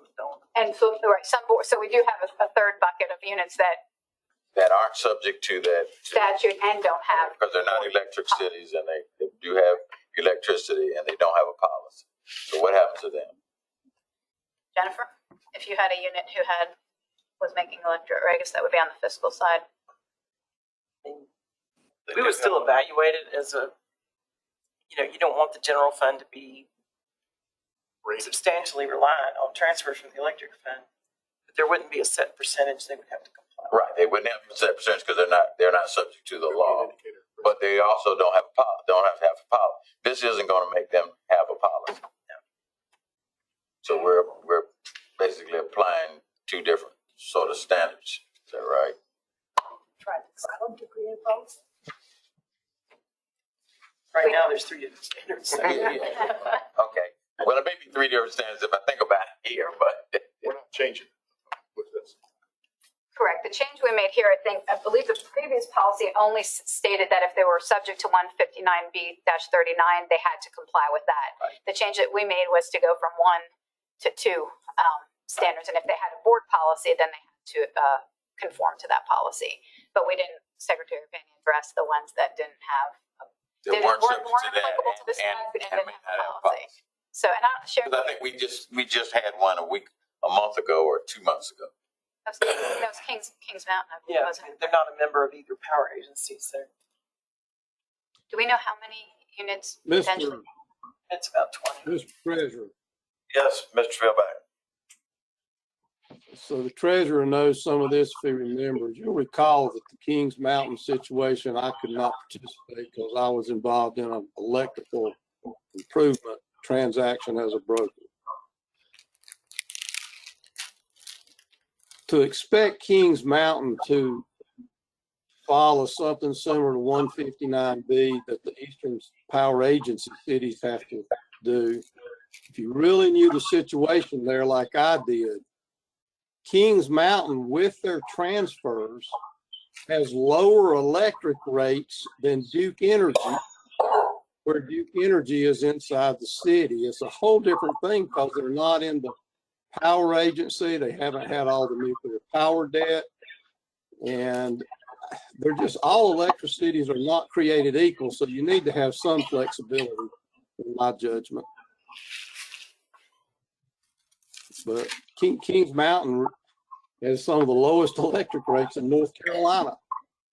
And what they were doing would not have harmed anything. They did, of course, conform to the request of the commission because they really had no choice, but it would have never made a big difference because they built a power plant, don't buy from Duke Power Wholesale anymore, and they have very competitive electric rates in Kings Mountain.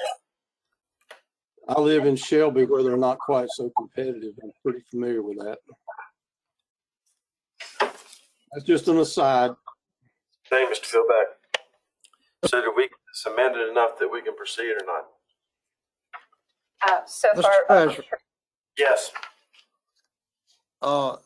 if I understand it now, we're just talking about electricity, cities that are members of electric cities, moving money out of their electric fund into their regular general fund. I would like to suggest that we consider or address what we found out in Spring Lake, that if a unit in North Carolina is going to deal with a co-op, that the board of the local co-op is acknowledging they're going to loan the money to a public body, such as what happened in Spring Lake, and nobody knew anything about it. Why we're developing these guidelines for debt is because all of this electricity we're talking about is just from electric cities. This isn't a deal like what happened when Dunn, Fort County Electric, decided to loan Spring Lake $1 million and nobody knew about it till Beth Wood and the audit got involved in it. That is just a suggestion.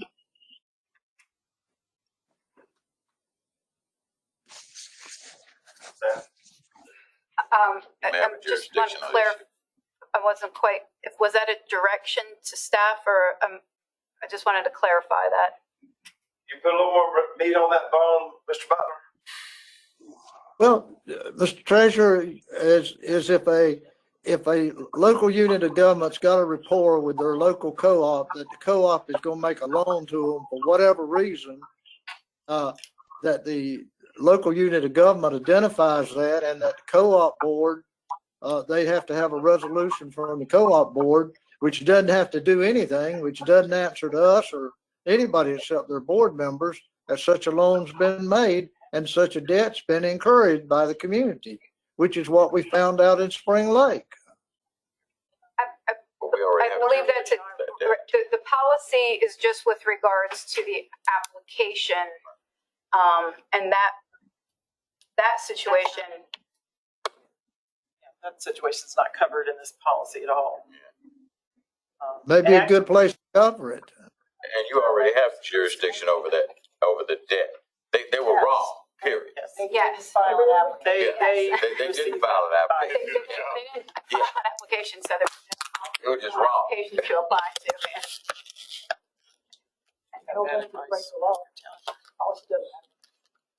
So we amended enough to proceed? I believe so, Mr. Treasurer. From what I understand, the direction from the commission was to just on page 3 of the resolution, the 4th bullet, to strike that text and replace it with text essentially stating that comments received via the policy on public participation would be provided to commission members. No filter. Okay. All right. Is that the motion? Yes. No one's made I was just clarifying the direction. Sorry, we don't. We're on 13, right? I move approval under those terms on 13. Right. And Mr. Burns. Yeah. Just Motion by Mr. Burns, second.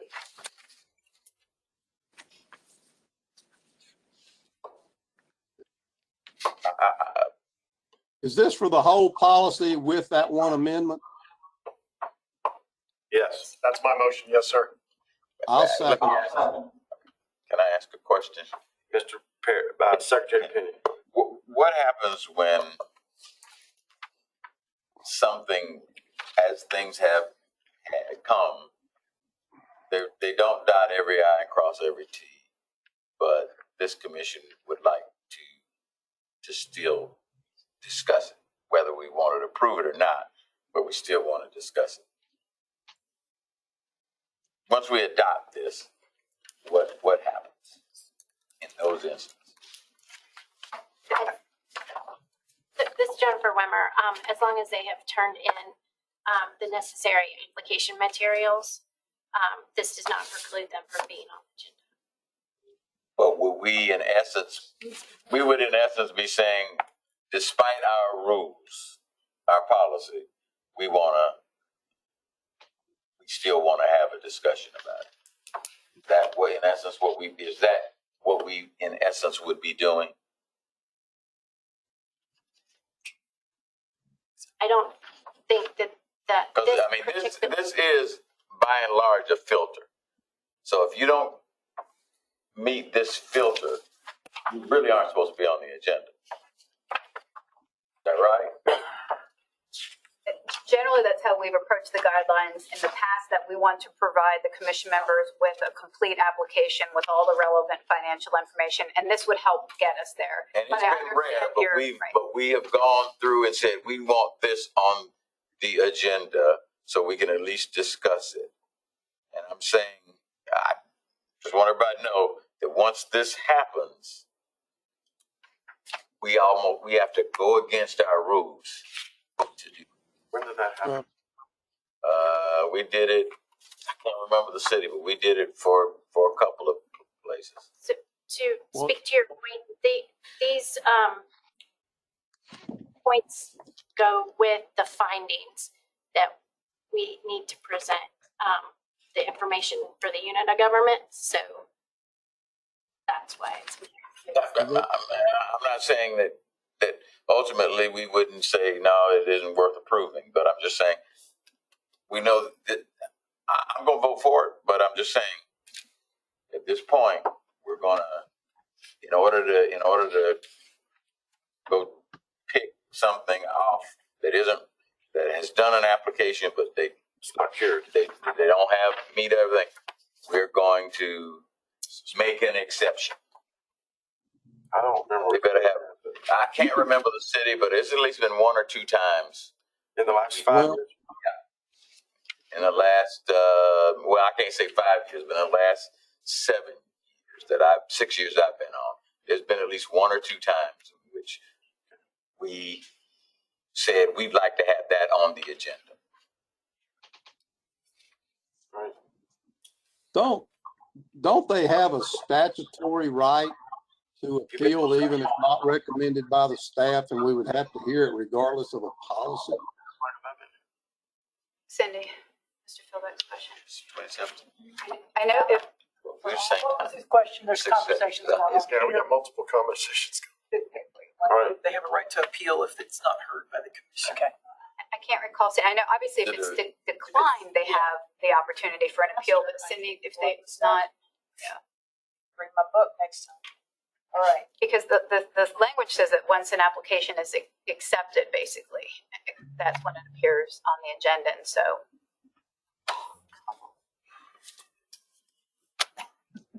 Bring in the paper version next time. of the statute. You're a techie, come on. If some of them say yes and some of them say no on appeal, so I'm in the installment financing. Once the commission denies the application, are you talking about putting it on the agenda, or you voted on and you denied an application? Well, I guess I'm assuming that staff has told them they weren't going to put it on the agenda, so that would mean you have accepted the application, I guess. Yeah, we haven't accepted the application. It won't be on the agenda. So we will not have denied it unless our failure to act is a denial. And I don't know if that's the case. Under the installment financing, once the commission has denied an application, proceedings are done. Now, I suppose they could try administrative action. But one of the other ones, one of the bond statutes, or both say, if the commission has a tentative denial, and I have no idea what that means, because I don't know if we've ever said that, but the General Assembly put in something for the bonds about the tentative denial that can be appealed, or they could ask for a hearing, right, Sharon? I don't know if that's ever. But all that applies, so it's after the action's been taken by the commission, and that's not, Mr. Philbrick's question was of it getting onto the agenda for that action to occur, essentially. So. I mean, I wonder, throwing this out there, if we want to use the word guidelines, back it off a policy. So you've got, if it's a rule, for sure, that's law, but we didn't want that. We want to make rules because staff, there's flexibility. It's not one size fits all, right, for the units coming for approval. And I don't want to hold things up. I mean, if it's something to sleep on. We can vote this in or out or whatever. I just know that by putting the sanction of the commission on it, there is a little more to it. Well, to Cindy's point, actually, Mr. Burns, what you said earlier, Secretary Penny, there is a little bit of a conflict between the title of the resolution and the now therefore that you mentioned before, Mr. Burns.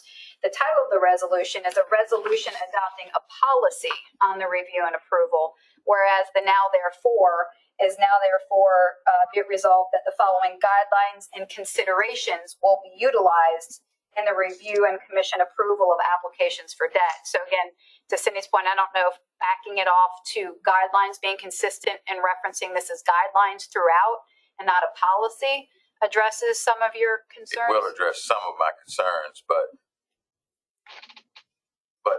knowing that it's a filter. It's supposed to be a filter. Just change it to guidelines so it's consistent throughout the document. There's no objection to that. Yeah. Okay. All right. Do we have a motion, a second on the table? I believe we do. Any further discussion? Okay. Hearing none, a motion, a second being on the floor as amended to change to make sure it's consistent with the guideline throughout the number 13. Clerk will call the roll. And the aforementioned change on page 3. Striking what was number 7 and replacing it with new language and making references to guidelines throughout versus policy. Burns. All right, Burns and Philbeck. Everybody good? Secretary Marshall? Aye.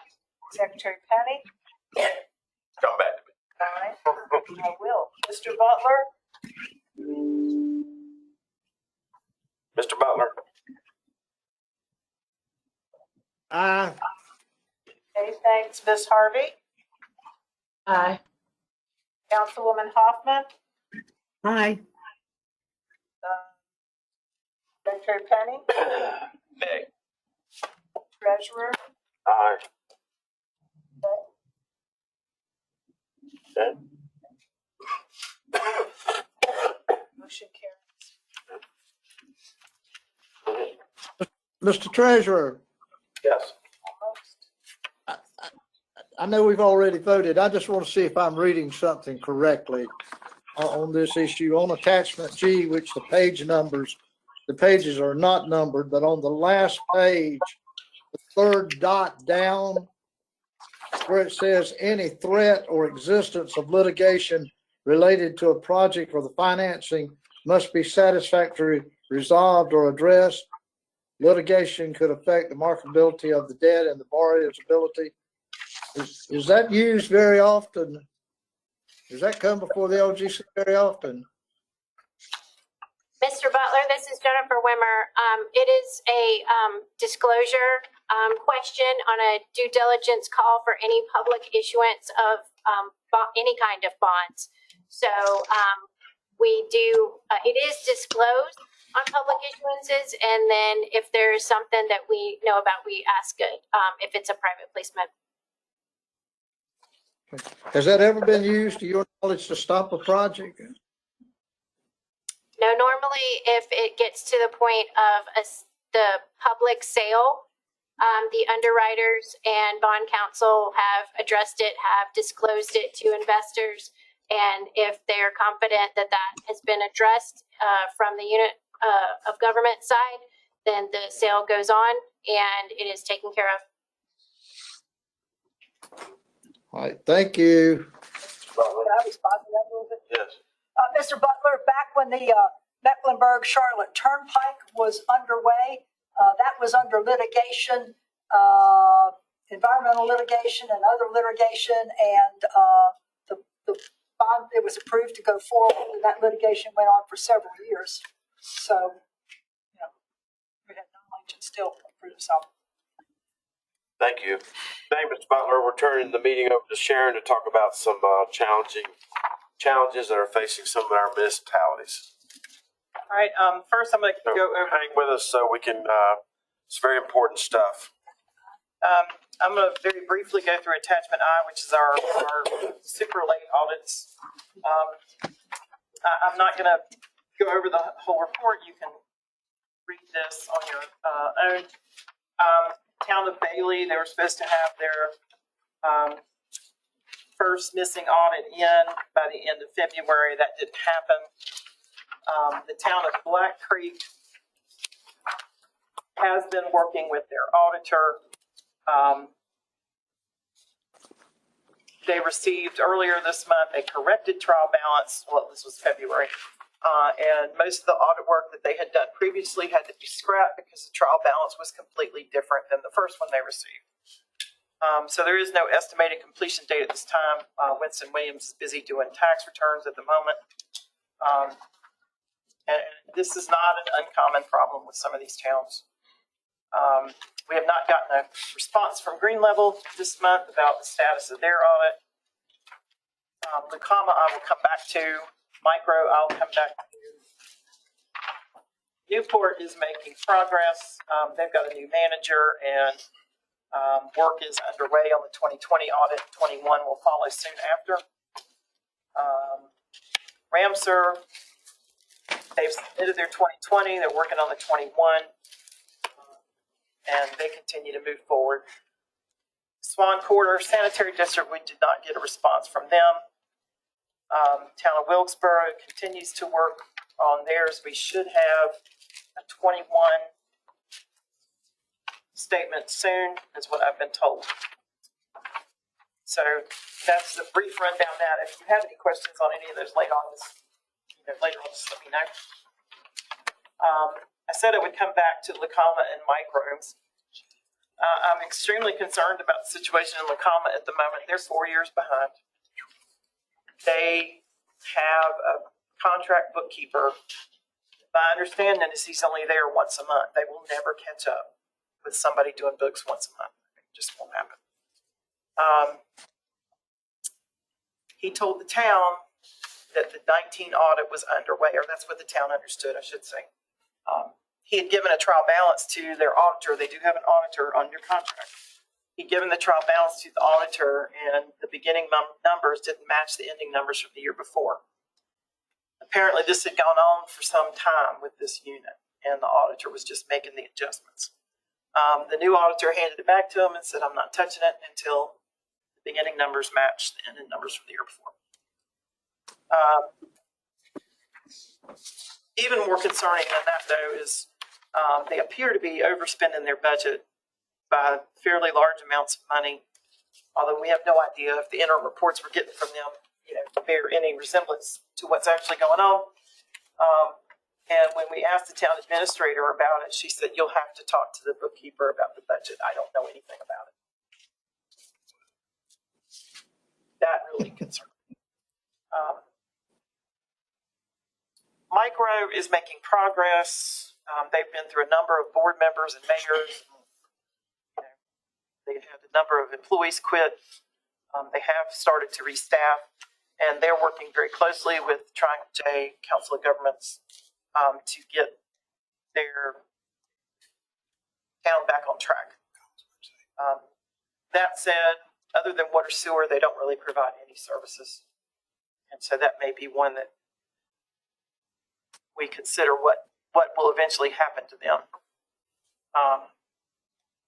We're not sure that we're going to be able to get an unqualified opinion for the 20, I think it's the 21 audit that we're missing on them. Or maybe it's 20, I don't remember anymore, but we're not sure we're going to be able to get an unqualified opinion on that audit because they've had so much staff turnover and records have been shuffled and misplaced. So, last one I wanted to mention is Elizabeth City. We continue to be extremely concerned about Elizabeth City. They are now 2 years behind on their audits. We did get the draft findings from the auditor late last week, or early this week, I guess it was. And there were 12 material weaknesses in the 2020 audit.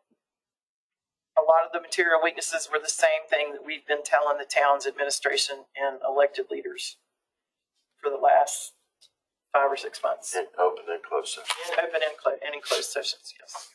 And they have taken very little of what we've suggested to them to heart. They keep insisting that everything is fine, that they're fine. They voted to give their police a big raise. They don't have really any way of knowing if they could afford that. The manager is more interested, I think, in working on economic development projects, which I understand that. You know, they're an industrial, they have a university, they're a hub for that part of the state. I get the need for economic development. But you can't move forward without a solid foundation, and they certainly do not have one. So I'm very concerned what may happen there. They also have failing water and sewer assets and aging electrical capital assets.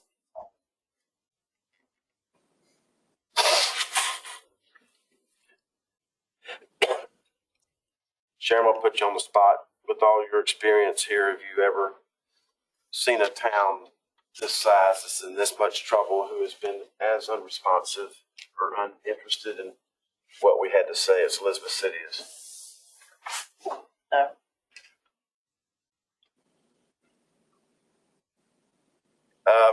We know we have people, who are on this board who are very interested, as I am, in Elizabeth City, as far as its regional impact on our community, on our state. And I can tell you this is a very disturbing situation. And the reason I wanted Sharon to bring this up is that y'all need to know it's disturbing. This doesn't need to jump up on the table one day and you ask, well, where'd this come from? It's been coming from weeks and months of us having multiple staff members spending multiple nights in Elizabeth City trying to get their situation resolved. And there's no movement forward from our perspective.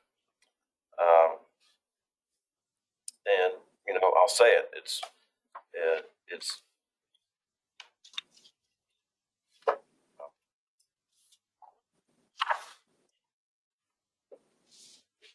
It's hard for us to care more about a community than they elected leaders care about their own community. It's very difficult for us to care more about them than they care about themselves. So when every suggestion we make is, oh, that's racial or that's political, that shows there's just no interest in figuring out what's right, getting it right, and keeping it right. So that's my experience. The league is very familiar with this. School of Government's very familiar with this. I think the local elected leaders are very aware of it, but they just seem to be paralyzed. Well, now let me first say this wasn't on the agenda, or else I would have at least made a comment that I do own property, not in Elizabeth City, but right outside in the county. My house does get serviced by Elizabeth City electricity and maybe water. I'm not sure. Not straight wired, is it? You got a meter? I got a meter. Yeah, I have an Elizabeth City electric bill. That's a start. You got a meter. But I would say that they also have had an unusual set of circumstances that certainly doesn't necessarily address the some of the issues that you're talking about, but they do put them in an unusual situation but that does not. Which is the unusual situation. Well, you got to remember first let's be fair to the elected leaders, that they were not the elected leaders. Some of them were not the elected leaders that got 5 years ago. These are people who were elected. The mayor was just elected. So he wasn't he hadn't been there 5, 6 years at all. But they had, what, $1 million, over $1 million in police costs as a result of the shooting there that happened during the pandemic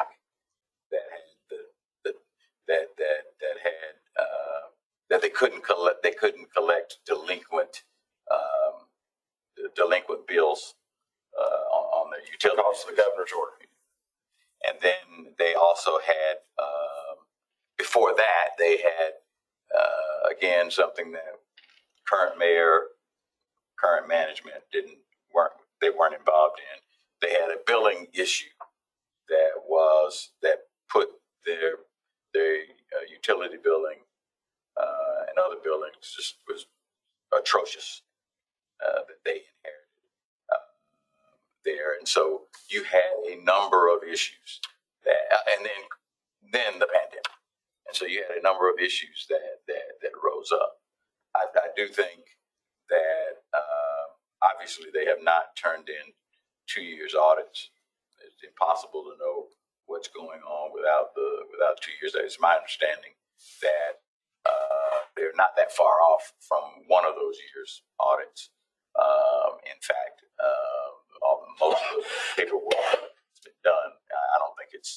I do not believe it has been turned in at this point, but it's not that far off. I would be more than happy to sit down with a company and sit down with those leaders and have some discussion. But in all honesty, they have inherited some of this, and they've had some circumstances. While the city was not involved in the shooting, the city bore the brunt of, I think, 100 and some days of demonstration with policemen having to get out and basically keep the factions apart and keep people safe. They should have billed the county for it since they got them into the trouble. Well, thank you. So no small city is going to be able to take I think it's $1.4, $1.5 million worth of expenses. No small city is going to be able to do that as a contingency. Our staff has made recommendations, for example, on their failing water and sewer system to do a rate study. They did not take that recommendation. Their suggestion, if my memory is correct, is they're just going to charge everybody $3 more. What's fair about that? Especially for low-income, fixed-income people. Secondly, from my observation, is the tragedy of this of the shooting in Elizabeth City. I don't see that we would be in any different place today than we were if that had not occurred. Secondly, except $1 million hit on their budget. But when you're approving $650,000 worth of pay increases, and you don't know if you have the money to pay them, that's, you see it. But you had $1 million hit on the budget that was mainly from the police, and they're basically trying to keep police. As we sit here today, I'm just saying it's debatable what we're talking about. There is no debate over you need your audits in. No, forget about the audits. That's the. I would never say that's the least of my worries, but that's actually the least of my worries. The transparency, the competence, and the governance to pull Elizabeth City out of the ditch. I'm not seeing any evidence. Of course, you can't determine what ditch they're in if you don't have an audit. Well, the ditch they're in is that they're running a finance agency with their water and sewer instead of a collection agency. You run a collection agency. You don't run a finance agency. And that's exactly what they're doing with their water and sewer department. I don't know what the ratio is on the per capita number of people they have working and just collecting money on water and sewer in relation to the size of their system, but it's got to be completely, I think, out of whack with, what we see in other parts of the state because they're running a collection agency. And we're basing that on what data? Just what staff observed and the information they got. And what the mayor said. And no offense, but that sounds not necessarily fact-based, okay? The mayor said it. I'm just saying I would infer the numbers before we start making conclusions. I'm not saying it isn't true. We've asked for the number. I'm not saying it's true. You hear me talk about transfers. Well, my dislike of transfers comes from Elizabeth City because I technically pay taxes in Elizabeth City because they take my electric bill and finance and fund the general fund. So I understand what you're saying. I'm not necessarily disagreeing with it. What did the mayor say about collecting bills?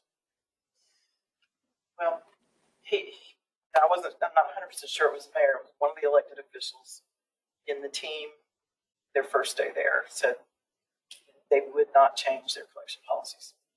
Because those are the people that help them get elected. Right. So, we cannot care more about Elizabeth City than they care about themselves. And if they want to label everything as being racial and political, they can have it. Because I'm not going to tolerate it. You can't look at the color of my skin or my political party or my gender and know anything about my background on these issues. And I'm not going to let anybody on this board or at Elizabeth City paint my barn about who I am and how I feel about this. Period. So we cannot care more about them than they care about themselves. And it's a serious, serious situation. And the reason I have so much passion in what I'm saying is the opportunity for Elizabeth City and Pasquotank County, given just the sheer beauty of that community in relation to what's happening in growth all around them, especially to the north of them, it's just, when I see potential that's not being realized, and I see people not getting essential services because of the lack of competence. And when I see just a few years ago that this board. What services are they not getting because of competence? And maybe the rates. What I'm saying is we're making broad statements, and just as you feel a bit impugned by them, right? Your statements make them feel impugned. Okay. And so what I'm saying is, let's calm this down. This should have been on. If this was going to be this important issue, it should have been on the agenda. So let's calm this down. Let's get the facts. I'm willing to go down there and talk with you. I've already been there. I've lived there. Okay. In fact, litigated there. Still have a house there. All right. I'm willing to have, but let's first, if we're going to talk about their finances, let's make sure they get their finances in. That part we can both agree on. I was getting ready to compliment them, but you interrupted me. Okay. I wasn't hearing many compliments. I know. I was getting ready to compliment them because they actually had the courage to defy the governor's order when they owned the utilities moratorium, when they realized they were about 2 weeks away from default. And their board said, we've got a decision to make to defy the governor's order of our own party or keep our city going. And their elections are nonpartisan. All right, I'm done with this. All right, anything else? Just an announcement, our next meeting is on the campus at UNC Wilmington at the usual day and time, April 4th, this Tuesday at 1:30. You've already been sent the information on the hotel block, and additional details will be forthcoming about the schedule for the day and that sort of thing. Lunch will be provided. We are looking at providing a campus tour and doing our best to set up a Q&A with students after the meeting. Anything else? Anything for the good of the order? Without objection, I'd like to adjourn our meeting in honor of, sorry, in honor of, No, I was just checking on the time. okay. In honor of Senator Jim Broyhill, Governor, had our flags of the state flown at half mast this last Tuesday in honor of him being laid to rest. He was obviously a United States Senator, but most of his presence was in the western part of North Carolina in the Lenore area, where it's hard to even throw a rock without hitting something that's named Broyhill. From Appalachian State University all the way down to Hickory. So there were a lot of accolades towards Senator Broyhill and his service by all kinds of folks. And for those of you who were not there or may not have caught it, Governor Jim Martin was there and gave a very profound eulogy. And my hope is that I'm just as alert and as articulate as Governor Martin was in his remarks. And he's just truly an amazing man to put spirituality with professorship, with chemistry, with his old friend, Congressman Broyhill. So with that, I'd like to adjourn in his honor. I accept a motion to do so. So moved. Second. Motion second. Any further discussion? If not, the clerk will call the roll. Secretary Marshall? Aye. Mr. Butler? Aye. Thank you. Ms. Harvey? Aye. Councilwoman Hoffman? Aye. Mr. Philbeck? Aye. Treasurer? Aye. Adjourned. Thank you. We're Governor Martin.